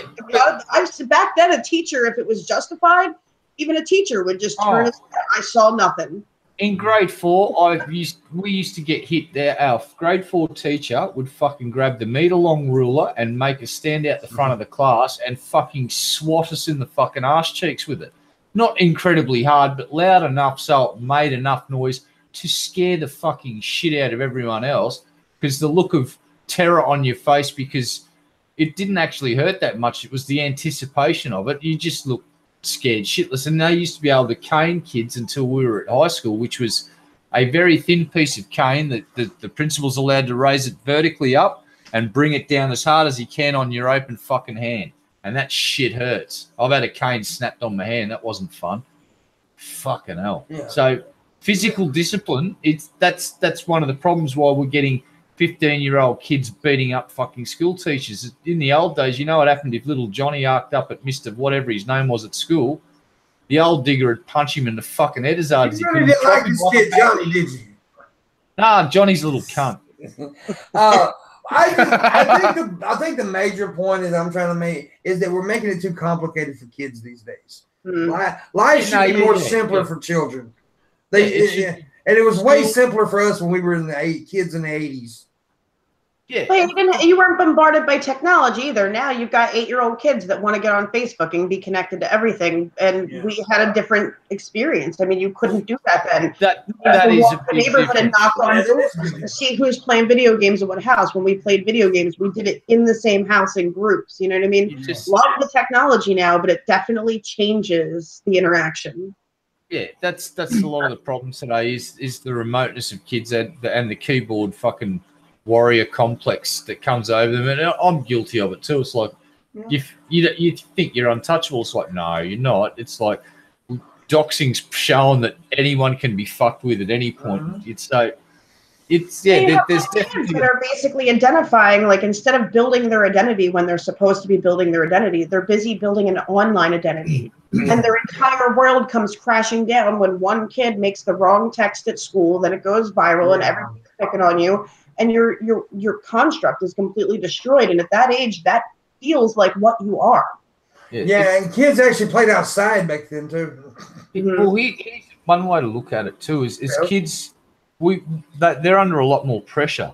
Yeah, they are now because of social media and they need to have a certain live up to certain standards, and we didn't have to worry about that shit. Yeah. We used to just have to worry about what our immediate circle of friends thought. No, you could type something. It's too complicated, and it'll haunt you for the rest of your life. It's just way too complicated for children. It's children. It shouldn't be complicated. They shouldn't have to worry about all the things that they're worrying about. Yeah, I agree with Alexis. Not allowing them to use technology would be bad. You don't want your kids to be technologically illiterate. But at the same time, I like with my boys, they'd be like, I want to play. I'm like, no, the video games are not going on. It's a nice day. Get outside. Get your butt out there. Ride a bike. Do something outside. Yeah. If I was going to say, if I ever had kids, I don't have kids now, but if I ever did have kids, it'd be like, Dad, can I have a mobile phone? How old are you? I'm 10. Yeah, not yet. Oh, I'm 15 now. It's like, oh, cool. Next year, when you're old enough to get a job, you can go and buy your own fucking phone. That's seriously fucking hard. Yeah. And nobody's saying, no, Lacey, you're right. We're not saying get kids away from technology, but they're so enthralled online that you've heard people say this a million times. The internet's a beautiful and ugly thing. Even though we're more connected, we're also more disconnected than we've ever been. Kids don't know how to act in the real world. I think people have a lot of misconceptions about how people are in general as well, because people will do certain things when they don't have to see you face to face, and they behave very differently when they're forced to actually be physically in front of you. And if you avoid that physical communication, then you don't develop those skills. You only have this, I can say what I want and then just disappear offline. I'm always under a pseudonym or some made up like it's not the same. It's exactly because exactly. And I was in a discussion a while back. I don't remember who it was, and somebody said, because I said something about punching somebody in the face. I was making a joke. They said, these people don't know that there's people out there that will actually hit you if you say things to them. The shit that people get away with online, they think when they get in the real world, they realize, well, how can you result to violence? Because that's how people are. Yeah. Oh, look, I'm got a mental illness, and I have a great deal of trouble controlling my emotions. And I have, you say the wrong thing to me, I will just go and pop you in the fucking mouth. But I'm an Australian, and we kind of do that. We like to fist fight. That's how we sort shit out. It's like, you pop, don't fucking do that. You've just crossed the line, and I'm pushing you back across the line with my fist, driving it into your face. It's like, people don't realise that there are people out there that will just fucking nail you for saying the wrong thing. Respect is still a thing, and there's some old dogs out there that don't like you pissing in their fucking territory. Yeah. And they'll nail you. And in online, kids are given this freedom to talk, like what Raisin was saying, talk however they want to online, and then they're really disconnected on how to really interact with people. Because if you say some of the shit you say to me let me tell you something. Some of the shit some of you people have said to me on this computer, if you'd have said that to my face, I'd have probably bit your fucking nose off. Yeah, but I'll quickly flip this around. I really shouldn't. I should go easy online because there's kids out there that will fucking get hold of your shit and call the fucking police and swat you. Yeah. And they will not fucking bat an eyelid. They don't have a problem doing it. And we have seen people fucking die because of those actions. Yeah. Cops go to the wrong house, shoot the motherfucker when he opens the front door, and then makes the family walk over the dead body. It's and we're not saying violence is good, by the way. We're not saying that it's good. We're just saying that the internet, kids have been given this freedom. Consequences do help you form limitations. Yeah. Period. And if you don't, Red will shoot you all. Don't know where you're. What I'm saying is that back when I was a kid, physical discipline was a thing. Like and I'll give you an example. My dad caught me playing with some matches in the garage. What I didn't realise was, because I was a young kid and didn't think of the bigger picture, that I was about 6 feet away from a cabinet full of gunpowder and a couple of other very flammable fucking liquids that give off vapour. And if the match flicked a fucking bit the wrong way, that cabinet would have exploded and taken me and the garage and Dad's 2 cars out. And when he came out, he saw what I was doing and he walked straight up to me and he fucking nailed me with an open hand in the side of the head and just about knocked me the fuck out. You know what I never, ever, ever did again? Never went near a box of fucking matches and I asked permission till I was nearly 18 years of old. Can I touch that lighter and light the barbecue, please? Or can I light that fire? I never fucked with fire again.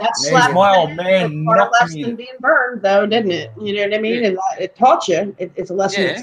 Now, is it heavy-handed? Now, should you do that for every life lesson? Fuck no. But there are times where it's like you want to make a fucking point. Yeah. Putting someone on their ass really gets the point across. Yeah. That's all I'm saying. And to kind of bring it back to the what we were to the 80s. No. I'm the one that kind of got off on that anyway. It's just plain and simple is that we're putting too much on our kids. Yeah. Absolutely. Let the kiddies be fucking kiddies and play with toys and fucking learn about themselves and the world around them slowly and surely and most of all safely and supervised by friends and family and a community that has the same values as the family that they're being brought up by. That's what I'd like to see. Couldn't ask for more, really. And now we're at the point of the show where we're 12 minutes instead of 10. If you want to ask questions, please feel free to ask questions to anybody about anything. But especially if, you want to ask questions about our kids, our lives as kids in the 80s, because that's what we were literal kids in the 80s. I was a teenager in the 90s. Tomorrow we'll be talking about that. Now that's where I can actually talk about some of the crazy shit I did as a 90s teenager. But also tip time. If you like to tip, there's links in the description below. I appreciate it very much if you did. So if you have any questions, feel free to ask, but do not ask about Red Eye's penis. No. Oh, no, Red, just mention because you're the car guy, right? DeLorean. Back to the Future. I'm just gonna tell everybody. Listen, it was a horrible accident. It was 1982. A mutant wombat viciously attacked me, and my penis was severed. All right, you happy now? There you go. Wow. I'm happy. Thanks, boss. Did any of you grow the mullet in the 80s or 90s? Yes, I did. Yes, I did. It was short and spiky on the top and long at the back, and I actually had a fucking rat's tail as well. Yeah, I did too. I had a rat's tail as a kid. What a fucking rat! And my principal threatened to cut the thing off because it was getting epically long. You remember stonewash jeans in the 80s, man? Oh God, I had stonewash, acid wash, I had all washes. Favorite toy? That's easy. It was called a remote control for a car. It was a Tamiya Frog. That thing was just my favorite. I was really into the action figures and racetracks. I had these like A-Team racetracks, the Dukes of Hazzard racetrack. You know, it was pretty cool. I'd have thought you had the rubber wrestlers. But I did. See, my Cabbage Patch Kid was my prized possession in the early 80s. And then I think from Cabbage Patch, it moved to... Actually, my favorite toy was a Playboy magazine I found. Oh, you... I don't know if any pictures still exist. I don't have any. The only photos I have of myself from it's like one of my early 20s, and I've got pretty long hair, and I kind of look like I do now. Just I'm more wrinkly and grey. Yeah. More wrinkly and grey. And I'm incredibly ugly. Just period. Doesn't matter what time period you select. Doesn't matter. It's just all bad news. Let me say, but yeah, I was a beautiful kid in the 80s, man. And cartoons. I'm sneaking in cartoons, man. All those cartoons rocked. Oh, cartoons. Saturday morning cartoons in the 80s. Yes. Smurfs. Yeah. And, they're all good. My introduction to Dungeons and Dragons was through the cartoon. Nerd time. Care Bears, Gummy Bears, all the good stuff. Gem. Shut up. What else I used to watch? There's a show called Monkey Magic. That fucking show was just so awesome. It was made in China. It was all subtitles and actually badly dubbed English. That's right. It was a fucking great show. It was about the monkey god, and they did all the cloud flying and star fighting and all that shit. It was fucking awesome. Really bad effects. Like, we're talking cotton wool clouds with little figurines, and you can clearly see the strings and shit. It was just fucking great. I love that shit. Yeah. You know, that was the stuff. What else? The early 80s, I do believe that was... We got good, pretty decent sort of disaster movies too, didn't we? Yeah. That's one genre of movies we didn't talk about. I thought I'd just quickly mention, because there's some really good ones. Especially plane accident ones. There was some fucking frightening ones. There were a lot of plane accidents in the 80s. That's probably why. Yeah, there was. In the 80s. I'm trying to pull up something. I won't be able to. I actually think probably the 60s and the 70s pushed it for more original concepts, and ever since then we've been just repeating the same old lame shit over and over again. And for instance, let's just go and look at the Marvel's catalogue and their current crop of superheroes and what they've done to everybody. It's like the SJWs just went through the joint like a dose of salts and took over. Iron Man, all the characters are now just not who they used to be. So I think, sci-fi, there's been no real cool original stuff coming out since the 70s. Oh, then again, Netflix doing some cool shit. I don't know. It's definitely a subjective one, that one. There was some cool stuff in the 80s, that's for sure. There was remote control stuff was coming of age. So we're getting some really fast petrol-driven remote control cars and planes and shit. Like remote control aircraft with actual mini jet turbine engines and shit. It was fucking pretty cool. My dad's mate built a remote control boat and he put a brush cutter engine in it, like a whippersnipper engine. The thing did like 70 kilometers an hour on the water. It was fucking insane. Yeah. Yeah, dude, it hauled ass. And actually, we had to hook it up so it had a little servo in it. So when it got out of radio range, it'd do a 180 and turn around the way it was coming. And hopefully you got it back in signal. Otherwise, it'd just fuck off into the sunset. Well, shit, I can't find it. You remember them little charm necklaces that everybody had, or at least all the girls had back then? Yeah. Little plastic charms with the bells on them. God, I miss those. Yeah. Little cassette tapes and phones and friendship bracelets were big in the 80s. Yeah, friendship bracelets. So they were still big in the 90s, I think. We were making and all those little best friend charms where you had like the two halves and you'd all give them to your friends and everybody'd show off who their bestie was. Bestie. Actually, back on that other question, I do think the media definitely started to come into its own because of technological advancements. That's when we started seeing cool CGI and a lot of new stuff. So I think the media really did start taking off in the 80s to a new high. I couldn't find a picture of me in the 80s, but here's one in the 70s. Oh. That's a little Pimpmunk. What happened? I'm still cute. Look at me. Yeah, that was me in like 78, 77, 78, something like that. I was trying to find that one where I was like a kid in the 80s, but couldn't find it. But that's little Pimpmunk. Look at me, little Moreno. That's one would be wearing button fly jeans and one of those like just shorter than the halter, like just halter, like just slightly a halter top. I was a fucking Gerber baby, man. You could have been. Look at you. I was sharp, dog. Look at me. I was a little pimp back there. Look at me. Anyways, I couldn't find the 80s. Let me see. Am I getting any tips? We need some tips. We need like $80 tip for Celebrate 1980. Yeah, if you don't tip Pimp tonight, we're going to send Matthew Boland around to your house and he's going to live in your basement for a week. Good luck. He's bringing ravioli and dildos.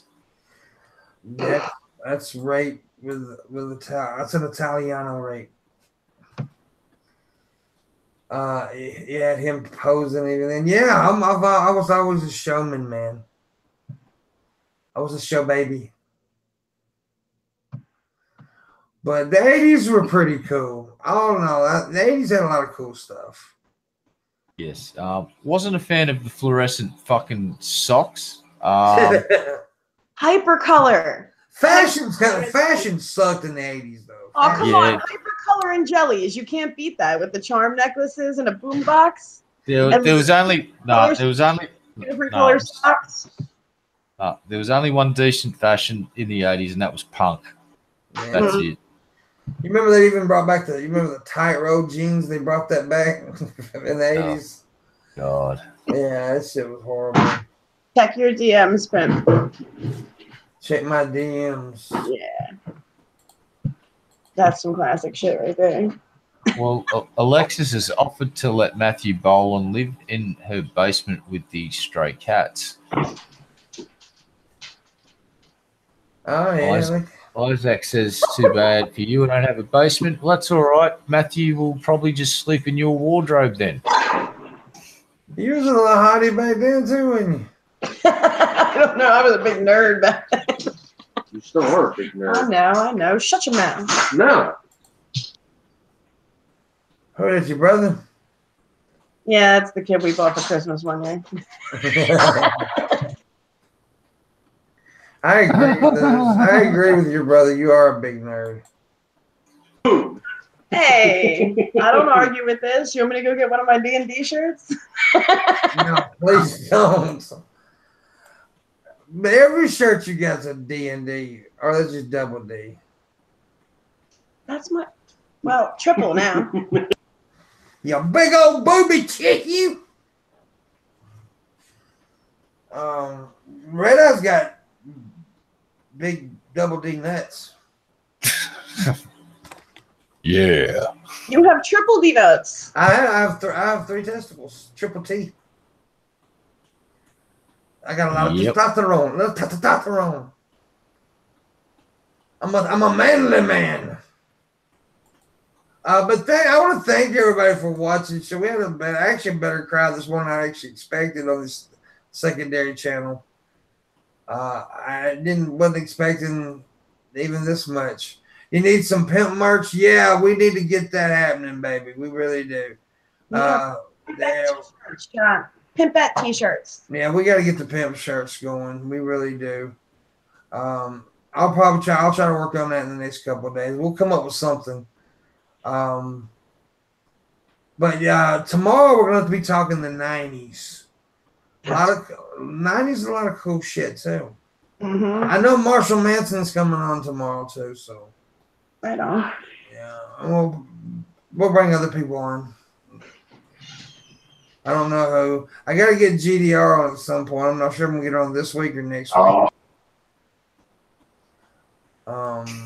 Hope he's a good contortionist because there's no way normal person could fit in my closet. Isaac the Great's on the clock. Everybody's on the clock. If you can hear my voice, you're on the clock. Shit. So, yeah. TikTok. Red was like, yes, shit. I got a stream go, but I want to make the stream go. It's a small stream go. Let's make $25 before the stream ends. Small stream go. $25. Sexy. I get paid. I just need to get through the day because tomorrow I get paid. Patreon day tomorrow. Yay. Oh, so speaking of Patreon, my payment may be a few days late. Well, no, actually, I don't get paid tomorrow. The electric company gets paid tomorrow. The water company gets paid tomorrow. The bills get paid tomorrow. So it sucks being an adult. God damn it. I hate adulting. Yeah, it sucks. But this week, I am going to try to do something. I did talk to Ben last night. Looks like I might be staying with Ben and Billy during VidCon. So I'm going to try to get the travel and lodging money for VidCon. I'm not even sure I'm actually going to go to the actual event, but I am going to try to go to Anaheim. And, I think that'd be a good idea. Fuck actually going into the goddamn... What? Here's the thing, it's like, hey, Google, here's a couple of $100 so I can stand around in here for a couple of hours and not really accomplish anything in the way of networking. But after hours, when everyone's getting on it and fucking partying their tits off, I'll actually do some networking and probably organise some videos. So, yeah, I'll keep that couple of $100 in my pocket and buy some alcohol and maybe a hooker. Thanks, YouTube. I'm not seeing no tips, Red Eye. Why ain't they tipping?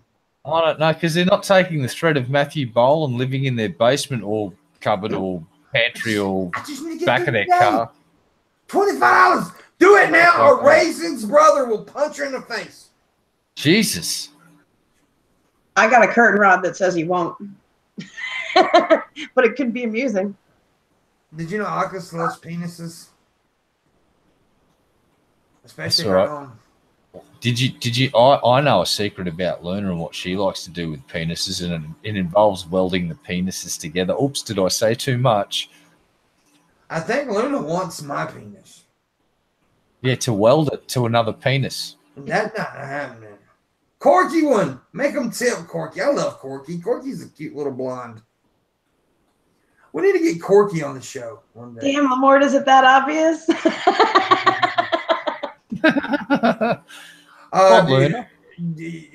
You want to be on tomorrow's show, Red? Yes. Okay. I'm so excited. Yes, I do. Yes. Raisin, you can join too if you want. I can do that tomorrow. We both demand a pay rise of 15%. You got Yes. it. We're gonna have like a bigger panel tomorrow. I'm gonna have Marshall on and Frank. Cool. So we're gonna have and like I said, now next week I'm gonna try to get GDR on. She mentioned it last night as well. By the way, I had fun on her show last night. But big shout out to Girl Does Rant. It was a good show. She had a huge fucking panel on. But one of the guys I met was a pretty cool dude. He's an actual doctor. So Wow. yeah, he was an actual doctor. He's pretty cool. But we actually talked about, I think people seen I actually have a point of view about things last night too. And not just, I joked about things, but like on the Kim Jong-un, I talked about that a little bit. They were all like, Trump's going to take credit for this whole thing. I'm like, yeah, but we all know the credit goes to Rodney. Hey, that's your brother in the background. Come here, brother. Run for your life. Come here, you Philly fucker. Oh, that's a big boy. Look at it. Yeah, I'm my kind of dog right there. Look at it, neck beard, motherfucker. Oh, yo, fucking slap you. Instead of I'll slap get your then. haircut. See, No, that's my weapon. yeah, I'd hang out with him. He'd be my type of people. I can tell right now. Fuck you up, kid. Yeah. Shit, me and this diet root beer will fuck you down. You never told us you had a neck beard for a brother.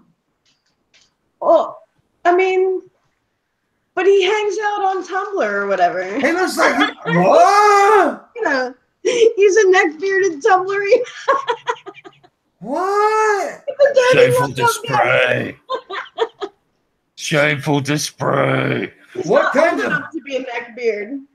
But honestly, he looks like he'd be a fan of the Pimpmunk. He looks like it. Looks can be deceiving. So is he like an SJW? He's an emo. Oh my God, son! How old is he? A redneck metalhead emo. Redneck metalhead emo. Yeah, I'm an emo. Oh yeah, totally. I'm not saying that Tumblr should be nuked from orbit, but I am saying that Tumblr should be nuked from orbit. I just farted. I'm still got. Have I not got no $25 tips, or I'm not leaving this goddamn show. Listen, pimp farting is a start. We're going to work up to that fucking nuke from orbit. If you don't fucking tip, Tumblr's going down. We're going to send Pimp to the server fucking farm, and he's going to fart on the servers at Tumblr and destroy them. We got 22 people watching. We can't make $25 between 22 people. I will kill Raisin. How dare you?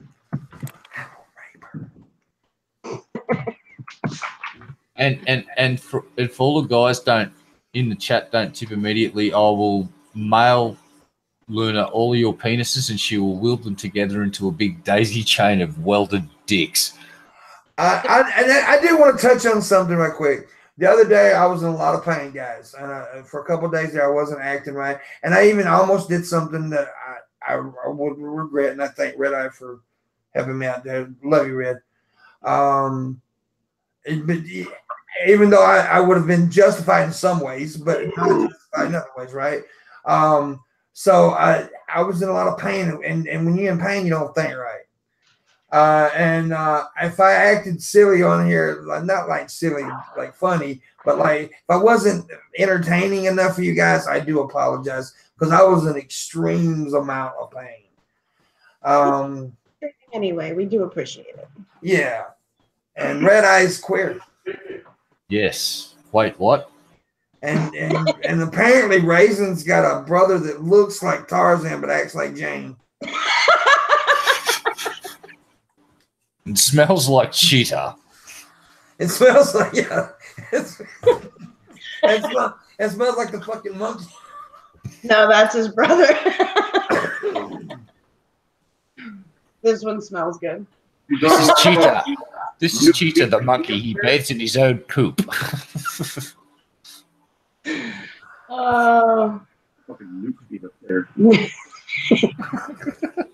So, okay, this is how the morning wood always is. When we got off topic again, that's great. But here's my deal. I don't know if people agree with me on this, but I think everybody shouldn't be celebrating this whole Kim Jong-un deal so fast. I think they need to wait a minute. We know what I made up with the war, right? What do you think, Ray? You think I'm on the right track there? Yes. Well, here's what he did say. He says, I'm not going to do any more nuclear testing. Yeah. All right. And I'm not going to do any more ballistic missile testing. That's because the nuclear test site that they used, the mountain that they were detonating under, collapsed, so they can't use it anymore. Yeah. That was a given. And they don't need to test their missiles anymore or their warheads because they've got a 100 megaton warhead and they've got missiles that can travel to fucking at least Guam, which is a target that China's really interested in right now. They've got a series of missiles called Guam killers. So I don't think you're going to see him give up his nukes. All you're going to see is him not test any more nukes, which is exactly what he fucking said. But everyone's thinking, oh, the nuclear crisis is over. No, he's still got fucking nukes, and he's not going to give them up because everyone that gives up their nukes fucking dies. Yeah. Gaddafi, all of the guys that gave up their nuclear ambitions are currently very dead, and Kim is very much alive because he saw his nuclear program through and now gets to sit at the big boys' table with the rest of the adults because we've all got nukes now. Woohoo! Yeah. So, yeah, definitely not over, but it's a start. It is a start. North and South will not be, won't be an open border or anything like that for decades. It'll be a very, very slow process for economic reasons because if you open up the borders, everyone from the North is going to pour like an hourglass straight into the South and cripple them. Their economy, their food, everything. It's like, who'd want to stay in North Korea if you could get the fuck out? Damn, I need to get back to this size. This was me 5 years ago. Have you seen Boogie? Look at me, dude. I was.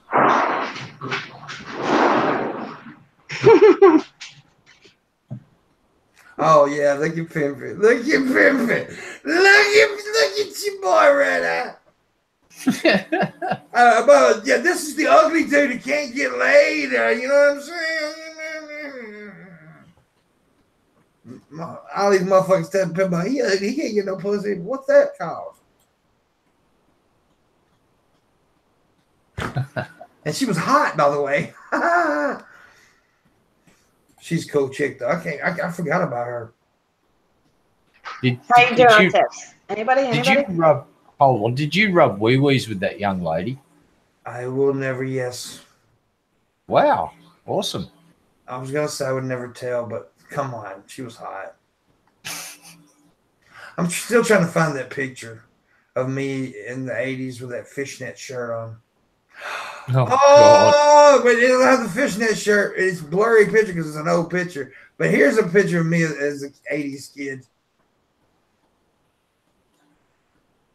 It's really blurry though. You look like a future serial killer. And you know that was a Panama Jack shirt I had on. You remember Panama Jack?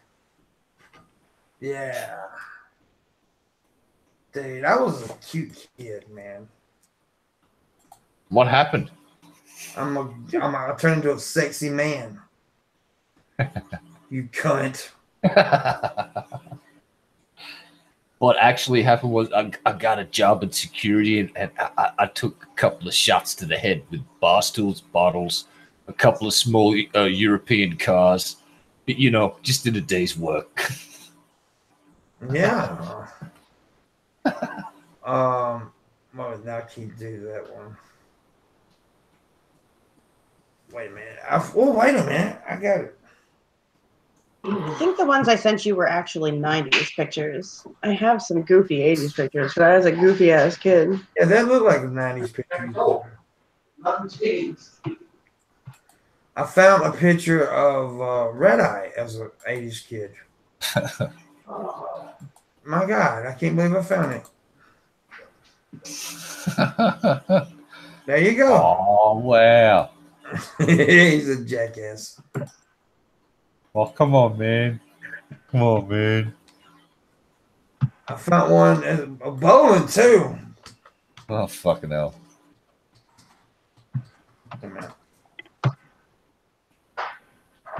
There we go. I DM'd you one. That's 80s. That was a class picture of you. You can see how all the kids were dressed in the 80s. That shit was corny. Here's Boland's recent picture.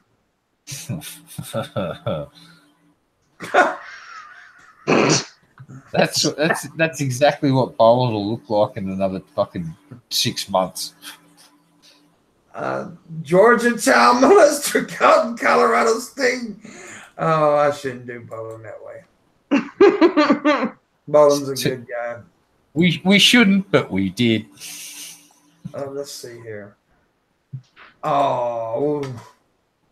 What's this, Lunar? I've been asking you for certain pics for months, and what have I got? Zip. Nada. Nothing. All that effort, no reward. Sad panda. I'm trying to pick you out here. I think I got you. I got you. The one with the little red suspenders? Yes, that's the one. Yeah. That's right. Yeah.